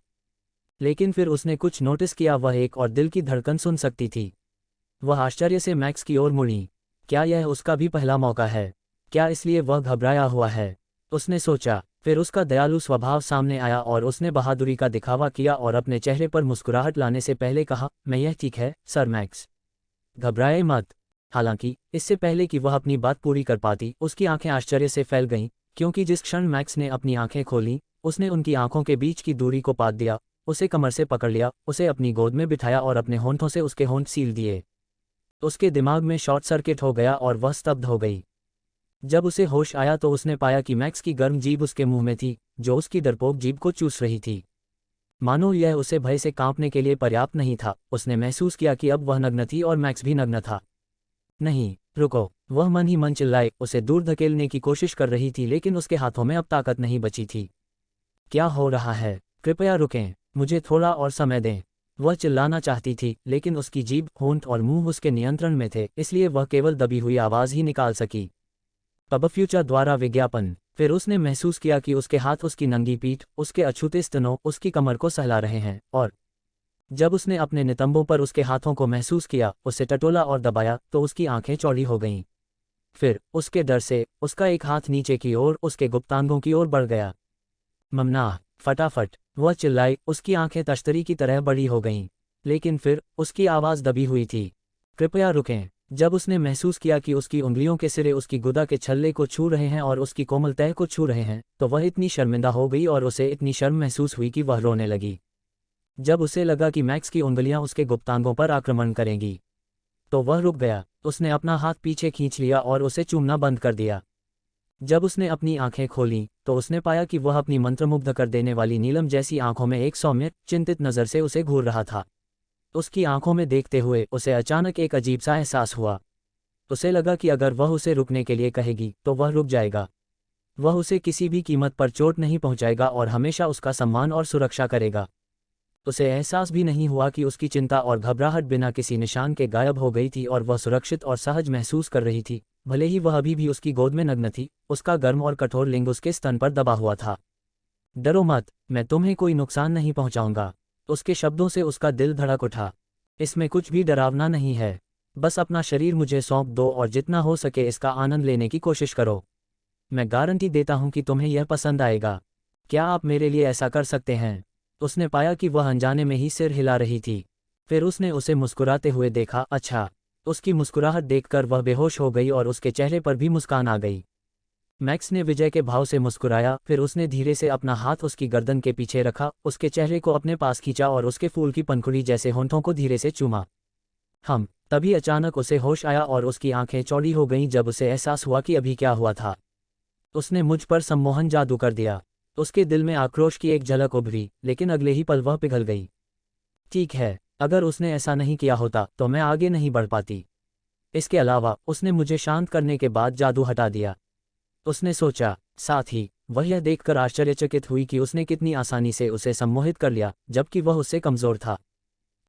यह बुरा नहीं है, उसने सोचा जब उसने उसके होठों का कोमल स्पर्श, उसकी जीभ का गहरा स्नेह और इच्छा और उसकी गर्दन के पीछे उसके हाथ की गर्मी महसूस की। और उसका दिल तेजी से धड़क उठा जब उसे एहसास हुआ कि उसके पेट के निचले हिस्से में जो गर्मी महसूस हो रही थी उसका स्रोत क्या था। अध्याय को जल्दी से अपडेट करने में हमारी मदद करने के लिए अधिक उपन्यास पढ़ें और पढ़ें। बहुत बहुत धन्यवाद। अध्याय 621 अजीब कनेक्शन। पिछला अध्याय। अगला अध्याय पब फ्यूचर द्वारा विज्ञापन। अध्याय 621 अजीब कनेक्शन। कुछ सेकंड पहले मैक्स ने अपने आकर्षण के सम्मोहन प्रभाव से सेरा को उस घबराहट के दौरे से उबरने में मदद की थी जो उसे हो रही थी। फिर यह सोचकर कि वह बिना किसी चिंता के आगे बढ़ सकता है, उसने अभी उसके होठों की पूजा शुरू ही की थी कि उसे लगा कि वह होश में आ गई है, जिससे उसका आकर्षण बेकार हो गया है। यद्यपि वह सचेत रूप से इसका प्रयोग नहीं कर रहा था, फिर भी उसका आकर्षण बहुत शक्तिशाली था, विशेष रूप से तब जब वह 4 सितारा जादूगर बन गया तथा उसने अपने वंश की पहली बेड़ी खोल ली। वह पूरे विश्वास के साथ कह सकता था कि उसका आकर्षण अब इतना शक्तिशाली हो गया है कि वह कुछ कमज़ोर 5 सितारा जादूगरों को भी प्रभावित कर सकता है, और बहुत कम, अगर कोई हो, तो 4 सितारा जादूगर उसके आकर्षण का विरोध करने की उम्मीद कर सकते हैं, और यह तभी संभव होना चाहिए जब वे अपने अंदर उसके आकर्षण के कारण होने वाली विसंगति को पहचान सकें। अगर वे इसके शिकार हो गए, जैसे सेरा हुआ था, तो उनके होश में आने का कोई मौका नहीं था जब तक कि कोई उनकी मदद न करे या मैक्स खुद अपना आकर्षण वापस न ले ले। हालांकि सेरा ने अपने होश में आकर उसका आत्मविश्वास तोड़ दिया था। वह कैसे अचंभित नहीं हुआ, हालांकि उसने अपने चेहरे पर इसका इजहार नहीं किया। यह लड़की, उसकी इच्छाशक्ति कितनी मजबूत है, उसने सोचा। एक पल बाद उसके होठों पर एक अदृश्य मुस्कान आ गई। यह अच्छा है। मेरी महिला जितनी असाधारण होगी उतना ही अच्छा होगा। जिस क्षण उसके वंश ने उस पर अपनी नज़र डाली, उसने उसी क्षण उसे अपनी स्त्री बनाने का निर्णय कर लिया था, ठीक वैसा ही जैसा उसके वंश की इच्छा थी। एक क्षण बाद वह चिंतित हो गया, यह सोचकर कि चूंकि वह अब उसके आकर्षण के प्रभाव में नहीं है, इसलिए उसे फिर से घबराहट का दौरा पड़ेगा। जैसा कि उसे डर था, अगले ही पल उसने महसूस किया कि उसका शरीर अकड़ गया। आह भरते हुए उसने अनिच्छा से अपनी जीभ उसके मीठे मुंह से बाहर निकाली और पूछा, यह क्या है? सेरा इतनी शर्मिंदा थी कि उसने अपनी आंखें नहीं खोलीं। उसका चेहरा और गर्दन लाल हो गई। उसने हकलाते हुए जवाब दिया, मैं यह कुछ नहीं है। आप कृपया जारी रखें। ओह, मैक्स को यह सुनकर सुखद आश्चर्य हुआ। फिर एक पल भी बर्बाद किए बिना वह हरकत में आ गया और उसके स्वादिष्ट होंठों और रसीली जीभ पर वापस आ गया, जबकि उसका दूसरा हाथ धीरे धीरे उसके शरीर को सहला रहा था ताकि उसे सहज महसूस हो, साथ ही उसे उत्तेजित भी किया जा सके। 10 मिनट बाद उसे कुछ अजीब बात नजर आई। मैं उसे चूमना क्यों नहीं छोड़ सकता, उसने सोचा। यह अजीब था क्योंकि वह मुख्य काम करना चाहता था और अपनी इच्छाओं को संतुष्ट करना चाहता था, लेकिन वह उसके होंठों को छोड़ने को तैयार नहीं था। ऐसा लग रहा था जैसे वह उनका आदी हो गया हो। यदि उसके पास सोफी को ठीक करने के लिए नहीं होता तो उसे इसकी जरा भी परवाह नहीं होती, लेकिन सोफी उसका इंतजार कर रही थी और इसलिए उसे जल्दी करना पड़ा। इसलिए उसने अनिच्छा से उसे चूमना बंद कर दिया। कुछ और मिनटों के बाद और उसकी आंखों, नाक, गालों, ठोड़ी पर कोमल चुंबनों की वर्षा शुरू कर दी और उसकी गर्दन तक जाने से पहले उसने उसके कानों में गर्म सांसें फूंकी और उसके कानों के लोबों को कुतर दिया, जिससे उसकी रीढ़ में सिहरन पैदा हो गई। अंततः मुक्त होकर उसने गहरी सांस ली और कराह उठी। उसके सुन्ना हो चुके होंठों को महसूस करते हुए वह उसे शिकायत भरी नज़र से देखने से खुद को रोक नहीं पाए। साथ ही वह थोड़ी निराश भी हुई क्योंकि जब वह उसके चुंबनों का आनंद लेने के लिए आई थी तो उसने उसे रोक दिया। एक क्षण के लिए उसे उसका चेहरा पकड़कर चूमने की इच्छा हुई। नहीं, यह बहुत शर्मनाक होगा। उसने खुद को रोका। खैर, यह भी बुरा नहीं है, उसने सोचा। उसके कान पर उसकी सांस महसूस हुई जिससे उसे झुनझुनी हुई। फिर उसने महसूस किया कि वह उसकी गर्दन तक नीचे आया है, जहां उसने कुछ कोमल चुंबन और कुछ चुंबन छोड़े। उसके बाद उसने महसूस किया कि वह थोड़ा पीछे हट गया है। पब फ्यूचर द्वारा विज्ञापन। जब वह सोच रही थी कि वह क्या करने जा रहा है, तभी उसने अपने स्तन पर उसकी गर्म सांसें महसूस की और फिर महसूस किया कि उसके होंठ उसके निप्पल को घेरे हुए हैं और जीभ उसे चूस रही है। मम्मा, उसने होंठ काटे और खुशी में कराह उठी। फिर उसने खुद को अपने हाथों को ऊपर उठाते हुए उसके सिर के पीछे से पकड़ते हुए और उसे अपनी छाती में दबाते हुए पाया। जब उसे एहसास हुआ कि उसने क्या किया है तो वह बहुत शर्मिंदा हुई। अपनी एक आंख खोलकर उसने नीचे देखा और देखा कि उसे नहीं पता कि उसने क्या किया है। उसने अपने दिल में राहत की सांस ली। उसे पता नहीं था कि मैक्स सीधे उसकी तरफ नहीं देख रहा था, लेकिन वह अपनी रक्त संबंधी संवेदना के जरिए ऐसा कर रहा था। जब उसने उसकी राहत भरी अभिव्यक्ति देखी तो वह खुद को खुश हुए बिना नहीं रह सका। कितना प्यारा! उसके दोनों स्तनों का भरपूर रसपान करने के बाद उसने अपने हाथ उसके कोमल नितंबों पर रखे, उसे उठाया और फिर बिस्तर के बीचों बीच लिटा दिया और फिर उसके ऊपर आ गया। सेरा का दिल, जो पहले से ही जंगली घोड़े की तरह दौड़ रहा था, तेजी से धड़कने लगा और उसकी सांस गले में अटक गई। फिर उसने देखा कि मैक्स ने गहरी सांस लेने से पहले उसके शरीर को गौर से देखा। शर्मिंदगी महसूस करते हुए उसने अपनी टांगें बंद कर लीं और दोनों हाथों से अपना चेहरा छिपा लिया। यह देखकर मैक्स हंसा। शर्मिंदा होने की कोई जरूरत नहीं है, मैं पहले ही सब कुछ देख चुका हूं। यह सुनकर सेरा का चेहरा शर्म से लाल हो गया, लेकिन फिर उसे याद आया कि अब जब उसने उसे बिस्तर पर लिटा दिया है तो वह क्या करने जा रहा था। वह घबरा गई। अपनी उंगलियों के बीच इतना गैप खोलते हुए कि वह उसे देख सके, उसने पूछा, तुम अब ऐसा करने जा रहे हो? मैक्स को अपना सिर हिलाते हुए देखकर उसने विनती की, क्या तुम मुझे कुछ मिनट नहीं दे सकते? मुझे लगता है कि मैं इसके लिए तैयार नहीं हूं। उसकी अपेक्षा के विपरीत मैक्स ने अपना सिर हिलाया। नहीं, आप तैयार हैं? मैं वास्तव में नहीं हूं। सेरा लगभग चिल्ला पड़ी। मैक्स ने अपना सिर हिलाया और फिर अचानक कुछ अप्रत्याशित किया। उसने जबरदस्ती उसकी टांगें खोल दी और उसके ढके हुए चेहरे को देखते हुए उसने उसकी योनि को छुआ। वाह, तुम क्या कर रहे हो? वह चिल्लाई, लगभग 1 मीटर ऊंची छलांग लगाते हुए। मैक्स ने उसे अपनी टपकती हुई उंगलियां दिखाते हुए कहा, यह साबित करते हुए कि तुम तैयार हो। जब उसने उसकी उंगलियां देखीं तो मैक्स को लगभग ऐसा लगा कि उसके सिर से भाप निकल रही है। अच्छा, वह उन एनीमे लड़कियों की तरह ही व्यवहार कर रही है। उसने मन ही मन सोचा। तो क्या अब हम आगे बढ़ें? उसने पूछा। कृपया। यह देखकर कि वह भी वही धुन गाने जा रही है, वह अधीर हो गया। लेकिन वह बहुत ज्यादा बेरुखी नहीं दिखाना चाहता था, इसलिए उसने आह भरते हुए कहा, यदि आपको लगता है कि आप तैयार नहीं हैं तो मुझे इंतजार करने में कोई आपत्ति नहीं है, लेकिन सोफी लंबे समय तक इंतजार नहीं कर सकती। सेरा रुक गई। एक क्षण के बाद उसने गहरी सांस ली और सिर हिलाया। ठीक है, चलो जल्दी से यह काम निपटा लें। यह कहते हुए उसने डरते डरते अपनी टांगें खोल दी और उसे अपनी प्यारी छोटी बहन का पहला नज़ारा दिखाया। वह गुलाबी रंग की थी, एकदम सही आकार की और फूली हुई। पब फ्यूचर द्वारा विज्ञापन। गल्प। मैक्स ने अपनी लार निगल ली जबकि उसका छोटा भाई दर्द से कठोर हो गया। सेरा ने जब देखा कि वह उसकी योनि को घूर रहा है तो वह घबरा गई, लेकिन उसने अपनी टांगें बंद नहीं की। घूरिए मत, कृपया, यह शर्मनाक है, उसने फुसफुसाते हुए कहा। अपना सिर हिलाते हुए मैक्स ने खुद को उसकी टांगों के बीच में रखा और फिर उसे अपने कंधों पर रख लिया। उसके बाद उसने अपने दाहिने हाथ से अपनी उभरी हुई छड़ी को पकड़ा, उसे उसकी चमकती हुई परतों के बीच ऊपर नीचे रगड़ा, उसे चिकना किया। फिर उसने उसकी मोटी नोक को उसके कुंवारी प्रवेश द्वार पर रख दिया। बादम, बाबेवकूफ। जब उसने अपनी नोक उसकी गुफा के साथ संरेखित की तो सेरा की सांस पूरी तरह से रुक गई। उसका दिल उसके कानों में धड़क रहा था। हालांकि वह धक्का नहीं आया जिसकी उसे उम्मीद थी, इसके बजाय उसके हाथों को उसके चेहरे से हटा दिया गया। जब उसने मैक्स का चेहरा देखा, उसकी नीलम जैसी आंखें अतुलनीय तीव्र इच्छा से जल रही थीं, तो उसे डर या शर्मिंदगी महसूस नहीं हुई जैसा कि उसने सोचा था। इसके बजाय उसे कुछ अजीब सा महसूस हुआ जिसे वह शब्दों में बयां नहीं कर सकती थी। बहरहाल जो भी था, उसने उसके अंदर छिपे असंतोष, आक्रोश और अनिच्छा के हर हिस्से को मिटा दिया, क्योंकि उसे अपना शरीर एक पूर्ण अजनबी को सौंपना था। इससे उसे अपनेपन का एहसास हुआ, जो रीवा या सोफी के साथ महसूस किए गए एहसास से अलग था। यह कुछ ज्यादा गहरा, ज्यादा अंतरंग था। इस पल ऐसा लग रहा था कि वह उसके लिए सबसे महत्वपूर्ण व्यक्ति बन गया है। इस पल वह भूल गई कि वह सोफी को बचाने के लिए उसके साथ ऐसा कर रही थी। इस समय वह यह सब अपने लिए कर रही थी क्योंकि वह ऐसा करना चाहती थी। यह सब कुछ अजीब था, मानो किसी ने उस पर जादू कर दिया हो, लेकिन वह जानती थी कि ऐसा नहीं है। आंखों में आंसू लिए वह बहुत समय बाद पहली बार खुशी से मुस्कुराए। फिर उसने अपनी बाहें फैला दीं, जो गले लगाने के लिए आमंत्रण की तरह लग रहा था, लेकिन यह किसी और गहरी बात के लिए था। मैक्स मुस्कुराया। वह समझ गया कि वह क्या महसूस कर रही थी क्योंकि वह भी वैसा ही महसूस कर रहा था। और यह उसके वंश के प्रभाव के कारण नहीं था। नहीं, इस समय ऐसा लग रहा था जैसे उसने अपनी सारी उपस्थिति और शक्ति खो दी हो और पूरी तरह से शांत हो गया हो। वह नहीं जानता था कि वह इस समय जो महसूस कर रहा था, वह क्यों महसूस कर रहा था, और वह यह कैसे बता सकता था कि वह भी वैसा ही महसूस कर रही है, जबकि उसे इसकी परवाह भी नहीं थी। इस समय ऐसा लग रहा था कि उसके नीचे खड़ी महिला को छोड़कर बाकी सब कुछ अपना महत्व खो चुका है। वह उसकी ओर देखकर मुस्कुराया और आगे झुका।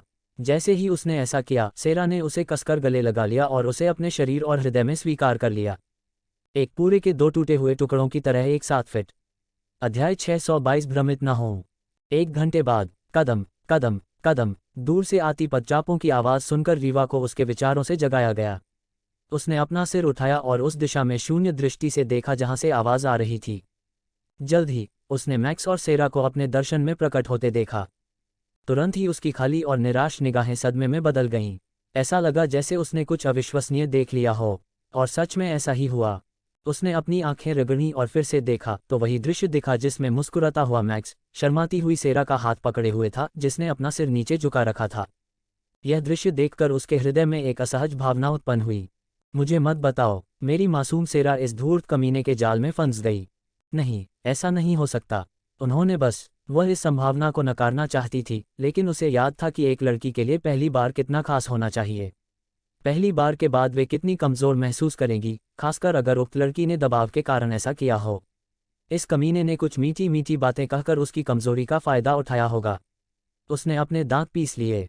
वह दौड़कर उसके पास जाना चाहती थी और उसे थप्पड़ मारकर दूर भगाना चाहती थी, या कम से कम उसे अपना हाथ छोड़ने के लिए मजबूर करना चाहती थी। लेकिन एक पल की हिचकिचाहट के बाद वह बस आहें भरती रही। अपने अनुभव से वह जानती थी कि अगर उसने अब मैक्स से कुछ कहा या किया तो सेरा निश्चित रूप से उसका बचाव करेगी।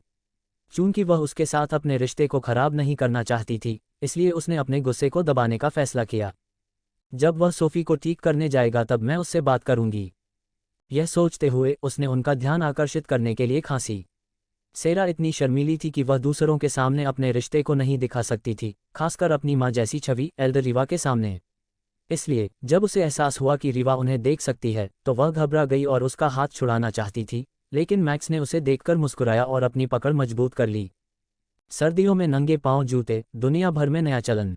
सर्दियों में नंगे पांव जूते, दुनिया भर में नया चलन। Nature journal. पब फ्यूचर द्वारा विज्ञापन। उसने उसे एक प्यारा सा नाराजगी भरा रूप दिया। उसका चेहरा लाल हो गया। फिर उसने अपना सिर और भी नीचे झुका लिया। उसकी ठोड़ी उसकी छाती को छू रही थी। रीवा ने स्पष्ट रूप से इस बात को नोटिस किया था और मैक्स की ओर देखते हुए उसकी निगाहें ठंडी हो गईं और उसने कहा, तुमने अपनी रक्त ऊर्जा को बढ़ाया है ना? हाँ, मैक्स ने सिर हिलाया। उसे पहले से ही पता था कि वह आगे क्या कहने वाली है। तो फिर तुम यहाँ समय क्यों बर्बाद कर रहे हो? जाओ, सोफी को ठीक करो, रीवा ने गुर्राहट के साथ कहा। मैक्स ने बिना विचलित हुए जानबूझकर सेरा की ओर प्यार भरी नज़रों से देखा और फिर उसकी ओर देखा। क्या तुम दोनों मेरे साथ नहीं आ रही हो? रीवा ने भौहें सिकुड़ी जबकि सेरा ने असमंजस में पूछा, क्या तुमने नहीं कहा था कि हम सोफी को ठीक करते हुए नहीं देख सकते? हाँ, जब मैं उसका इलाज कर रहा हूं तो मैं ध्यान भटकाने का जोखिम नहीं उठा सकता। मैक्स ने सिर हिलाया। तो फिर पूछने का क्या मतलब है? क्या आप चाहते हैं कि हम आपको उसके कमरे तक ले जाएं? रीवा ने कहा। उसका चेहरा काला पड़ गया।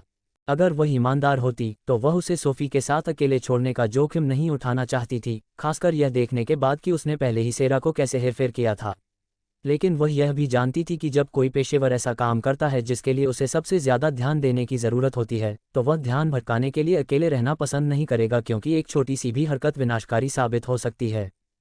उसे उदासीन दृष्टि से देखने के बाद मैक्स सेरा की ओर झुका, जो असमंजस में उसे देख रही थी, और उसने उसके होठों पर एक चुंबन दे दिया। तुरंत ही उसने महसूस किया कि रीवा की जानलेवा निगाहें तेज हो गई हैं। खुद से हंसते हुए उसने सेरा से कहा, अगर सब कुछ ठीक रहा तो मैं 1 घंटे में वापस आ जाऊंगा। सेरा ने रीवा की ओर एक नज़र डाली और फिर डरते हुए सिर हिलाया। ठीक है। स्वूश, एक क्षण के लिए उसका मनोबल बढ़ गया और वह हॉल से गायब हो गया, जिससे सेरा और रीवा अकेली रह गईं। उसके जाने के बाद सेरा और भी घबरा गई। उसकी नज़रें झुक गईं, वह वहां से हिलने की हिम्मत नहीं कर पा रही थी। यह देखकर रीवा ने आह भरी और धीरे से कहा, इधर आओ। यह देखकर कि वह नाराज नहीं है, सेरा थोड़ा शांत हुई और जल्दी से उसके पास गई। पब फ्यूचर द्वारा विज्ञापन। रीवा ने उसका हाथ पकड़ा और उसे अपने पास बैठाते हुए पूछा, क्या हो रहा है? डरो मत, मैं गुस्सा नहीं करूंगी। सेरा ने गहरी सांस ली, हिम्मत जुटाई और उसकी नज़रों से नज़र मिलाई। मुझे लगता है कि मैं उससे प्यार करने लगी हूँ। आप ऐसा सोचते हैं या फिर आप निश्चित हैं? रीवा ने पूछा, उम्मीद करते हुए कि यह पहला वाला होगा। दुर्भाग्यवश, सेरा ने सिर हिलाया, मुझे यकीन है, मैं उससे प्यार करती हूँ। रीवा अंततः अपने माथे को रगड़ने से खुद को रोक नहीं सकी, जबकि उसका चेहरा बदसूरत हो गया था। उसके बारे में क्या? उसने क्या कहा? उसने कबूल किया कि वह भी मुझसे प्यार करता है। जब सेरा ने यह कहा तो उसके चेहरे पर एक धन्य मुस्कान उभर आई। सेरा, क्या तुम सच में ऐसा मानती हो? 1 घंटे पहले तक तुम दोनों एक दूसरे के लिए अजनबी थे। तुम उससे कैसे प्यार कर सकती हो? यह तुम्हारे हार्मोन्स की वजह से होगा। थोड़ी देर शांति से सोचने के बाद सेरा ने उसकी बात बीच में रोककर दृढ़ता से कहा, नहीं एल्डर रीवा, यह मेरे हार्मोन की गड़बड़ी नहीं है, नहीं मैं भ्रमित हूँ। मैं समझता हूँ कि इस बात पर विश्वास करना कठिन होगा, क्योंकि जैसा कि आपने कहा, कुछ समय पहले तक हम पुनर्तः अजनबी थे, लेकिन अब हम सचमुच प्यार में हैं। हाँ, रीवा ने पूछने से पहले एक हताश आह भरी। क्या उसने तुम्हें अपनी दूसरी महिलाओं के बारे में बताया? हमारे परिवार में आने से ठीक पहले वह एक महिला के साथ था, जो उसके पीछे यहाँ भी आ गई है। और यह देखते हुए कि वह कितना कामुक है, वह निश्चित रूप से एकमात्र महिला नहीं है जिसके साथ उसके संबंध हैं। उसने कुछ भी नहीं छिपाया और मुझे सब कुछ बता दिया। मुझे पता है कि उसके पास कई महिलाएं हैं, 6 नहीं 5, क्योंकि वह जिस महिला के साथ पहले था वह अभी तक उसकी महिला नहीं है। सेरा ने कहा। रीवा ने अविश्वास में सेरा को देखा। तुम अपने आदमी को दूसरी महिलाओं के साथ साझा करने में सहज हो? मैं नहीं हूँ, सेरा ने ईमानदारी से कहा। इससे पहले कि रीवा कुछ कह पाती, उसने आगे कहा, लेकिन जब तक वह मुझसे प्यार करता है और मैं उससे प्यार करती हूँ, तब तक इससे कोई फर्क नहीं पड़ता। यह देखकर कि रीवा को कुछ और कहना है, सेरा ने चेहरे पर राहत भरी और प्रसन्न मुस्कान के साथ विषय बदल दिया। मेरे पास एक बहुत अच्छी खबर है, एल्डर रीवा। क्या बात है? रीवा ने आंखें बंद करके पूछा। वह समझ सकती थी कि सेरा नहीं चाहती थी कि वह कोई आपत्ति करे, इसलिए उसने अनिच्छा से विषय को छोड़ दिया, लेकिन मन ही मन खुद से कसम खाई कि अगर उसने उसे दुखी किया तो वह उसे पछताने पर मजबूर कर देगी। तभी उसने सेरा के अगले शब्द सुने और उसकी आंखें खुल गईं। वह सब कुछ भूल गई थी, उसका दिमाग खाली हो गया था। वह सेरा को अविश्वसनीय रूप से देख रही थी और कांपती आवाज में उसने पूछा, तुमने अभी क्या कहा? अध्याय 623 सोफी के जादुई आधार को ठीक करना। पिछला अध्याय। अगला अध्याय। पब फ्यूचर द्वारा विज्ञापन। अध्याय 623 सोफी के जादुई आधार को ठीक करना। उसकी प्रतिक्रिया देखकर सेरा की आंखें नम हो गईं और उसने फिर कहा, सर मैक्स, उन्होंने मेरी रक्त संबंधी समस्या हल कर दी है। यह अब मेरी जीवन शक्ति को नष्ट नहीं कर रहा है और अब मुझे 5 स्टार दायरे में कोई बाधा नहीं है। यह कैसे? इस खबर ने रीवा को कुछ क्षणों के लिए अविश्वास की स्थिति में डाल दिया। जब उसे होश आया तो वह सोफे से उछलकर उठी और सेरा की छाती पर हाथ रखकर यह जानने की कोशिश की कि उसने जो कहा वह सच है या नहीं, हालांकि वह जानती थी कि सेरा झूठ नहीं बोलेगी। कुछ सेकंड बाद उसने अपनी आंखें खोली और राहत और खुशी के आंसू बहाते हुए बोली, यह सच है, यह सचमुच सच है। फिर उसने सेरा को अपनी बाहों में खींच लिया। यह सचमुच बहुत बढ़िया है, सचमुच बहुत बढ़िया। लगता है आज मेरा भाग्यशाली दिन है। न केवल सोफी ठीक हो जाएगी, बल्कि तुम्हारी लाइलाज समस्या भी हल हो गई। सेरा ने सहमति में सिर हिलाया और उसके गले लगकर खुशी के आंसू बहाए। थोड़ी देर बाद जब उसे लगा कि रीवा भावनाओं के आवेग से उबर गई है, तो उसने अपना सिर उठाया, जिससे रीवा ने उसकी ओर देखा और पूछा, क्या हुआ? सेरा ने अपनी धुंधली आंखें झपकाईं और सावधानी से पूछा, एल्डर रीवा, क्या आप सर मैक्स के साथ मेरे रिश्ते को मंजूरी दे सकती हैं? यह सुनकर रीवा ने उसे और कसकर गले लगा लिया और आह भरते हुए बोली, मैं झूठ नहीं बोलूंगी। वह पूरी तरह से विकृत व्यक्ति है और मैं उसे बिल्कुल पसंद नहीं करती। सेरा बिना पलक झपकाए उसे देखती रही, उसके आगे बोलने का इंतजार करती रही, जो उसने कुछ देर बाद किया। हालांकि मैं यह भी देख सकती हूं कि वह एक बुरा व्यक्ति नहीं है, इसलिए जब तक वह तुम्हें खुश और सुरक्षित रख सकता है, मैं तुम्हारे रिश्ते के बारे में कुछ नहीं कहूंगी। यह सुनकर सेरा ने राहत भरी सांस ली। धन्यवाद, एल्डर रीवा। रीवा ने सोफी के कमरे की ओर देखने से पहले उसके खुश चेहरे को देखा और सोचा, मुझे आशा है कि तुम उन लकड़बग्घों से बच सकोगी। वह नहीं जानती थी कि माइक उसे शहर छोड़ने में कैसे मदद करेगा, लेकिन वह यह जानती थी कि यह खतरनाक होगा। उसने सेरा की ओर देखा, यह सोचते हुए कि क्या उसे अपनी स्थिति के बारे में उसे बताना चाहिए, लेकिन उसने ऐसा न करने का निर्णय लिया, उसे खुद ही उसे बता देना चाहिए। थोड़ी देर बाद उसने उसकी पीठ थपथपाए और गले लगाना समाप्त करते हुए पूछा, उसने यह कैसे किया? मेरा मतलब है कि उसने तुम्हारी रक्त संबंधी समस्या को कैसे हल किया? अपनी रक्त संबंधी ऊर्जा से। उद्धरण चिन्ह। मुझे नहीं पता। सेरा ने झिझकते हुए अपना सिर हिलाया। जब हमने यह काम पूरा कर लिया तो उन्होंने कहा कि मेरी वंशावली अब मुझे नुकसान नहीं पहुंचाएगी और मैं अपनी साधना जारी रख सकती हूं। रीवा ने जब उसकी टेढ़ी मेढ़ी आंखें देखी तो उसने अपनी भौहें उठाईं और समझ गई कि उसने उसे किसी को भी यह बात बताने से मना किया होगा। उसने भी जिज्ञासा नहीं की, क्योंकि जो भी था वह उसका रहस्य था। इसमें कोई आश्चर्य नहीं कि वे तीनों और यहाँ तक कि शाही परिवार भी उसे चाहता है। वह बहुत मूल्यवान है। पब फ्यूचर द्वारा विज्ञापन। अल्पविराम। जब वे बातें कर रहे थे, मैक्स सोफी के कमरे के सामने आ गया। खटखटाने के बाद वह अंदर चला गया। उसे अकेला आया देखकर सोफी घबरा गई। माँ कहाँ हैं? हॉल में। मैंने उससे कहा कि हमें अकेला छोड़ दे, मैक्स ने मुस्कराते हुए कहा। यह सुनकर सोफी घबरा गई और जल्दी से समझाने लगी, सर मैक्स, मैं निराश नहीं हुई। आपने मुझे गलत समझा। उसकी प्रतिक्रिया देखकर मैक्स उसे और अधिक चिढ़ाना चाहता था, लेकिन जब उसे याद आया कि सेरा ने उसे अन्य महिलाओं के बारे में बताने के बाद क्या कहा था तो उसने खुद को नियंत्रित किया। बिस्तर की ओर बढ़ते हुए वह मुस्कुराया, चिंता मत करो, मैं तो बस तुम्हें चिढ़ा रहा था। अब क्या हम काम पर लग जाएं? सोफी ने जब यह सुना तो वह शांत हो गई। उसने सिर हिलाया और फिर झिझकते हुए पूछा, तुमने अपनी रक्तरेखा ऊर्जा को कैसे बढ़ाया? मेरा मतलब है, क्या तुमने यह मेरे साथ किया? बोलते बोलते वह अचानक रुकी और सूंघने लगी। तुमने बहन सेरा के साथ ऐसा किया? ओह, आप बता सकते हैं? उसने आश्चर्य से पूछा। काम खत्म होने के बाद उसने पसीने और बदबू से छुटकारा पाने के लिए जल्दी से नहा लिया था।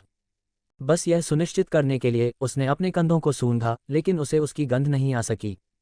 ऐसा लगता है कि उसकी नाक काफी संवेदनशील है। सोफी तब चकित रह गई जब उसे पता चला कि सेरा ने वास्तव में अपना बलिदान दे दिया था। मेरी माँ ने? उसने उस पर कोई दबाव तो नहीं डाला, है न? उसने पूछा। नहीं, उसने ऐसा नहीं किया। सेरा ने अपनी मर्जी से ऐसा किया, इसलिए तुम्हें दोषी महसूस करने की कोई ज़रूरत नहीं है, मैक्स ने उसकी आंखों में देखते हुए कहा।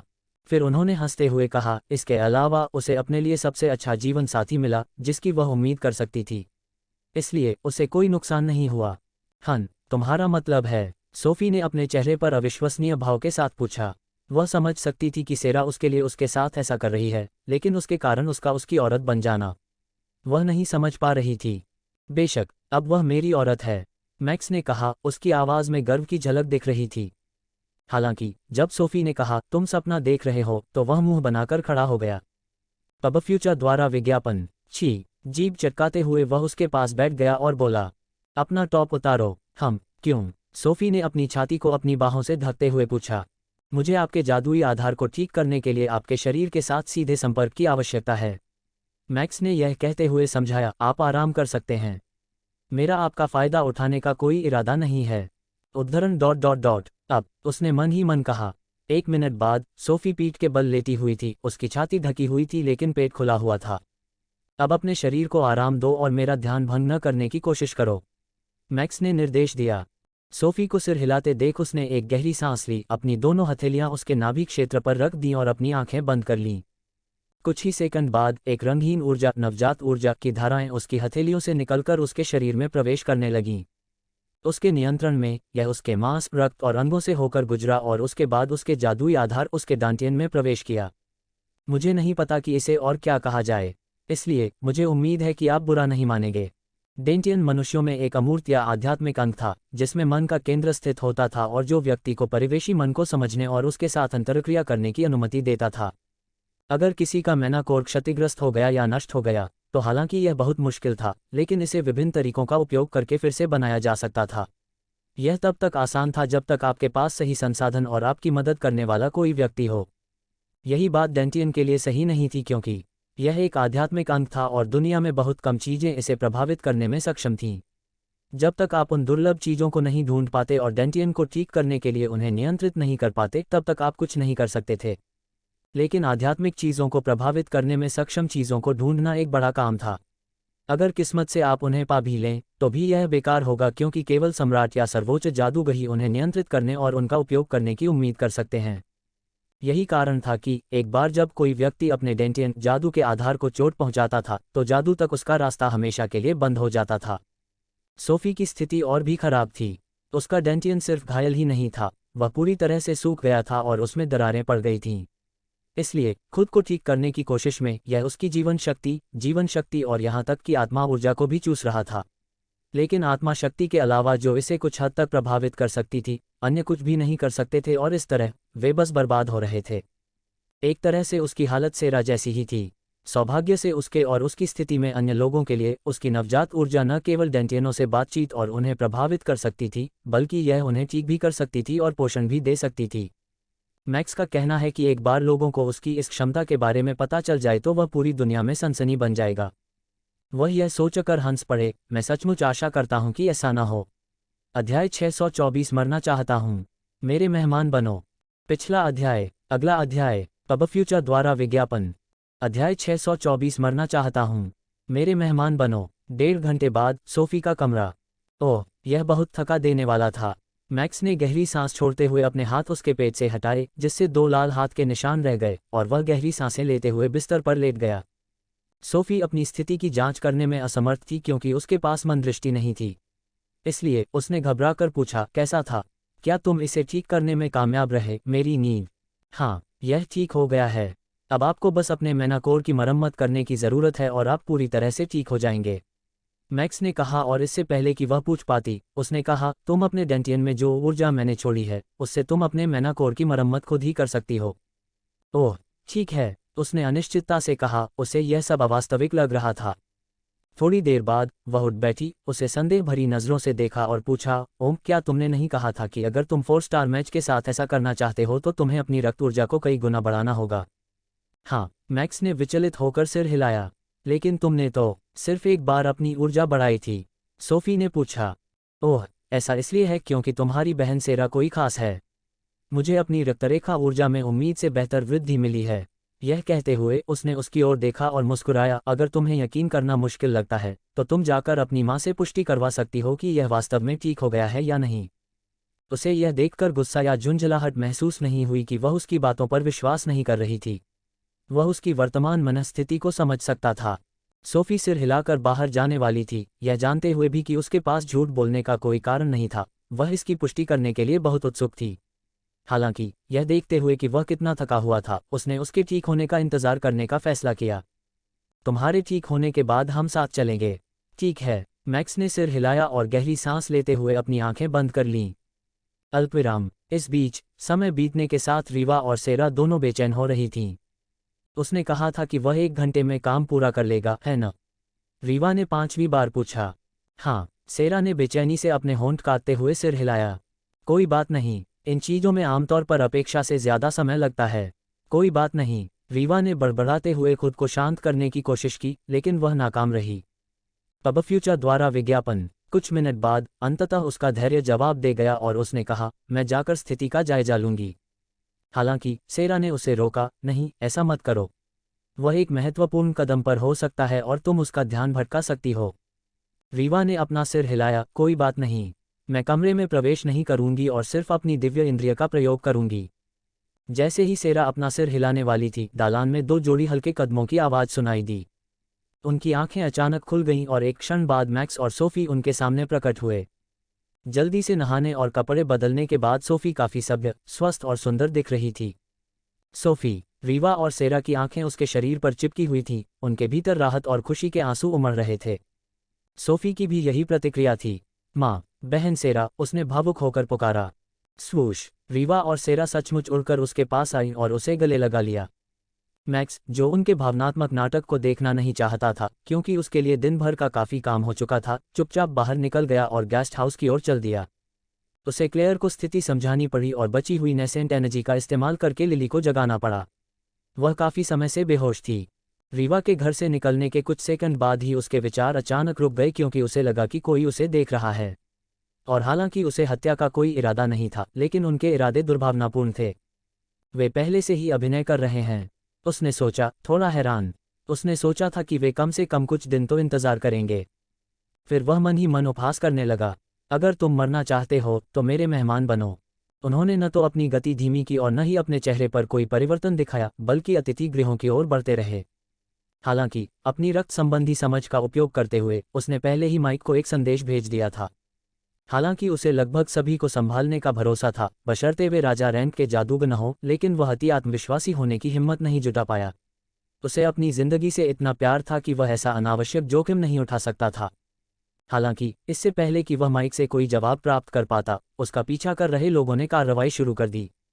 फुट पब फ्यूचर द्वारा विज्ञापन 2। उसकी नीली पुतलियों में आश्चर्य झलक रहा था क्योंकि उसने अपनी रक्त चेतना से सिर्फ एक ही नज़र को देखा था। मैं किसी को भी कम नहीं आंक सकता, चाहे वह कितना भी मजबूत या कमज़ोर क्यों न हो, उसने सोचा। दोनों पीछा करने वाले अभी अभी छाया से बाहर निकले थे कि मैक्स की पीठ पर एक जोड़ी ज्वलंत लाल पंख दिखाई दिए और धीरे से फड़फड़ाने लगे। तब स्वूश, उन्होंने उसे खो दिया। freewebnovel.com। तभी उनमें से एक ने कुछ देखा और अपने साथी पर चिल्लाया, सावधान। हालांकि वह आधा सेकंड देर से आए। शिंग, इससे पहले कि उसका साथी चेतावनी समझ पाता, एक तेज सीटी की आवाज आई और एक सिर उड़ गया। स्वूश, इसके बाद ही मैक्स की आकृति कटे हुए शरीर के 1 मीटर पीछे दिखाई दी। मैक्स ने थंडर तलवार की ओर देखा और जब उसने देखा कि उस पर खून नहीं है तो उसने संतोष से सिर हिलाया। यह काफी तेज था, उसने सोचा। अचानक गति बढ़ने के बाद उसे जो हल्का सा भ्रम हो रहा था, उससे छुटकारा पाने के लिए उसने अपना सिर हिलाया। फिलास, जीवित बचे व्यक्ति ने एक हृदय विदारक चीख निकाली जब उसने अपने साथी के मृत शरीर को अपनी पिछली गति के कारण आगे बढ़ते हुए देखा और फिर लगभग उसी समय जोर से जमीन पर गिर गया जब उसका सिर भी गिरा। ओह, वह तुम्हारी औरत थी? मैक्स ने पूछा, आखिरकार उस व्यक्ति को ध्यान से देखा जिसे उसने अभी अभी मारा था। चूंकि दोनों पूरी तरह से ढीले काले कपड़ों में ढके हुए थे, इसलिए वह शुरू में उनके लिंग का निर्धारण नहीं कर सका। जब उस आदमी ने चेतावनी चिल्ला कर दी, तभी उसे एहसास हुआ कि वह एक पुरुष था। इसी तरह जब उसने शव को ध्यान से देखा तो उसे स्तनों की स्पष्ट रूपरेखा दिखाई दी, जिससे उसे उसके लिंग का एहसास हुआ। क्या वे पति पत्नी हैं? उसने सोचा, इससे पहले कि वह आदमी चिल्लाता हुआ सुनाई देता। मैं तुम्हें मार डालूंगा कमीने। जैसे ही वह उस पर हमला करने वाला था, मैक्स ने अपना सिर हिलाया। नहीं। उसके पंख फिर फड़फड़ाए, उसकी आकृति गायब हो गई और अगले ही क्षण वह उसके पीछे प्रकट हुआ और उसने अपना वाक्य पूरा किया। उद्धरण चिन्ह ... तुम नहीं करोगे। उछाल, आदमी की गर्दन से खून का फव्वारा फूट पड़ा, जिसे वह अपने हाथों से रोकने की बेकार कोशिश कर रहा था। तभी उसकी गर्दन उसके कंधों से नीचे खिसक गई और वह धड़ाम से जमीन पर गिर पड़ा। क्यों? यह आखिरी विचार था जो उसके मन में आया, इससे पहले कि उसकी चेतना अनंत अंधकार में डूब जाए। मैक्स की भौहें सिकुड़ गईं क्योंकि उसने अपनी आखिरी अभिव्यक्ति देखी जो अविश्वास और आक्रोश से भरी थी। उसके भौहें सिकुड़ने का कारण यह था कि वह आक्रोश उसके प्रति निर्देशित नहीं था। अध्याय 625 विश्वासघात। पिछला अध्याय। अगला अध्याय। पब फ्यूचर द्वारा विज्ञापन। अध्याय 625 विश्वासघात। उन्हें मेरी ताकत का पता नहीं था, उसने सोचा और फिर तुरंत अपना सिर हिला दिया। नहीं, अधिक सटीक रूप से कहें तो जिसने उन्हें भेजा है वह मेरी ताकत के बारे में नहीं जानता। कोई आश्चर्य नहीं कि वे इतने कमजोर थे। उसकी आंखें सोच में डूब गईं। जिस क्षण उसने उन्हें मारा, उसे एहसास हो गया कि वे तो केवल उच्च स्तरीय 4 स्टार जादूगर थे। इससे वह भ्रमित हो गया था, क्योंकि तीनों कुलीन परिवारों को पहले से ही पता होना चाहिए था कि वह साधारण 5 सितारा जादूगरों से अधिक शक्तिशाली था। इसका मतलब यह है कि जिसने उन्हें संगठित किया वह 3 कुलीन परिवारों से नहीं है, और चूंकि शाही परिवार पहले ही फुलस को मुझे 1 सप्ताह तक रखने की अनुमति देने पर सहमत हो चुका है, इसलिए वह शाही परिवार से भी नहीं होना चाहिए। मुझे यकीन है कि कुछ अन्य दलों ने मुझे ओलिवर से लड़ते हुए देखा होगा, लेकिन मैं निश्चित हो सकता हूं कि 3 कुलीन परिवारों और शाही परिवार के अलावा किसी ने भी मेरे वंश की असाधारणता को नहीं पहचाना। अगर किसी ने पहचाना होता तो ये परिवार पहले ही उनका ख्याल रख चुके होते। अगर ऐसा है तो वह कौन हो सकता है? उसके दिमाग में विचार तेजी से कौंधने लगे और उसकी भौहें तन गईं। फिर एक पल बाद उसे 3 पक्षों का पता चला जो इस हमले के मास्टरमाइंड हो सकते हैं, या तो वह काउंट विली है, या डाल्टन परिवार, या मिंग परिवार। हालांकि मुझे संदेह है कि यह मिंग परिवार हो सकता है, क्योंकि उनकी क्षमता सीमित है। फिर भी वे संदिग्धों में से एक हैं। इस बात की संभावना बहुत कम है कि यह डाल्टन परिवार हो सकता है, क्योंकि वे अरासिया परिवार के साथ संबद्ध हैं। जब तक कि अरासिया परिवार ने डाल्टन परिवार के नेतृत्व को मेरी ताकत के बारे में सूचित नहीं किया। अगर ऐसा है तो यह जैक के माता पिता होने चाहिए, लेकिन अगर वे हैं तो यह समझ में नहीं आता, क्योंकि इन दोनों का हत्या करने का कोई इरादा नहीं था। क्या उन्हें मुझे पकड़ने के लिए कहा गया था? हालांकि मेरा अंतर्ज्ञान मुझे बताता है कि यह काउंट विली है। अगर यह वास्तव में वह है तो वह स्पष्ट रूप से मेरे वंश के बारे में कुछ नहीं जानता है, क्योंकि अगर वह जानता तो उसे पता होता कि ये 4 सितारा जादूगर मेरा कुछ नहीं बिगाड़ सकते। तो फिर एक ही कारण हो सकता है कि उसने मेरे पीछे लोगों को भेजा। यह सोचते हुए उसने अपने हाथ में रखी तलवार की ओर देखा। उद्धरण थंडर तलवार छीनने के लिए। जब वह इस निष्कर्ष पर पहुंचे तो एक और प्रश्न उठ खड़ा हुआ। उसे कैसे पता चला कि यह मेरे पास है? उसे पहले तो पता नहीं था, क्योंकि अगर पता होता तो वह गारफील्ड परिवार पर हमला नहीं करता। या तो उसने मुझे इसका प्रयोग करते हुए देखा था, जिस पर मुझे संदेह है, या किसी ने उसे बताया था। गारफील्ड परिवार में से किसी ने। पबफ्यूचर द्वारा विज्ञापन। जब यह विचार उसके मन में आया तो उसका चेहरा उदास हो गया। स्वूश स्वूश, तभी कुछ आकृतियां आकाश से उड़ती हुई उसके सामने आकर रुकीं। माइक कुछ 5 स्टार जादूगरों के साथ आया था, जिनमें से 2 ट्विन कैलामिटी उर्फ रेनू और वाणी थीं। लाशों को नज़रअंदाज करते हुए माइक ने मैक्स की ओर देखा और पूछा, तुम ठीक हो? मुझे उम्मीद है कि मैं गलत हूँ। उसने अंदर ही अंदर आह भरी, फिर सिर हिलाया। हाँ, मैं ठीक हूँ, बस यह देख लो कि वे तुम्हारे परिवार से हैं या बाहर से कोई है। माइक के पीछे खड़े बुजुर्गों ने अपनी भौहें उठाईं, क्योंकि उन्हें माइक का कुछ असभ्य स्वर पसंद नहीं आया। हालांकि माइक ने इस पर कोई आपत्ति नहीं जताई और एक बुजुर्ग को इशारा किया, जिसने सिर हिलाया और मृत जोड़े के चेहरे उजागर कर दिए। जब उसने उनके चेहरे देखे तो उसका भाव फीका पड़ गया। बाकी लोगों की भी यही प्रतिक्रिया थी। आह! माइक ने आह भरते हुए कहा, ये बच्चे वास्तव में हमारे परिवार से हैं। मैक्स को इस बात पर आश्चर्य नहीं हुआ, क्योंकि परिवार के बाहर से किसी व्यक्ति का फुल एस्टेट में घुसपैठ करना और सुरक्षा प्रणाली को सूचित किए बिना उस पर हमला करना बहुत कठिन था। आपके बच्चे बहुत विद्रोही हैं, उसने उपहास किया। उसके शब्दों से सभी के चेहरे पर उदासी छा गई, माइक को छोड़कर, जो चट्टान की तरह शांत था। रेनू, जो समूह में सबसे अधिक हिंसक थी, तुरंत चिल्लाई, कुलपति का अनादर करने की हिम्मत मत करना। मैक्स ने उसकी ओर कोई नज़र डालने की जहमत नहीं उठाई और मुड़कर बोला, तुम लोग इसका ध्यान रखना, मुझे कुछ काम करने हैं। रुको, माइक ने कहा जैसे ही वह जाने वाला था। यह क्या है? माइक ने लाशों को देखने से पहले कहा, मैंने सोचा था कि मेरे पास यह सब करने के लिए कुछ समय है, लेकिन ऐसा लगता है कि लोग पहले ही बेचैन होने लगे हैं। मैक्स ने असमंजस में उसकी ओर देखा तो माइक ने ट्विंस की ओर इशारा करते हुए कहा, तो वे अब से आपकी सुरक्षा के लिए आपके साथ रहेंगे। यह सुनकर रेनू धीमी आवाज में बड़बड़ाई, जबकि वाणी शांत रही। पबफ्यूचर द्वारा विज्ञापन। मैक्स मना करना चाहता था, क्योंकि उसे यह पसंद नहीं था कि कोई उस पर लगातार नजर रखे, लेकिन वह जोखिम नहीं लेना चाहता था, इसलिए उसने सिर हिलाकर पूछा, मेरे साथियों की सुरक्षा का क्या होगा? पहले से ही उनकी सुरक्षा के लिए लोग मौजूद हैं। बस यह सुनिश्चित करें कि वे गेस्ट हाउस से बहुत दूर न भटकें, क्योंकि अगर कुछ हो गया तो उनकी सुरक्षा करना मुश्किल हो जाएगा। माइक ने कहा, ठीक है, अब मैं विदा लेता हूँ। यह कहकर वह वहां से चला गया। वाणी ने रेनू का हाथ पकड़ लिया और उसके पीछे चली गई।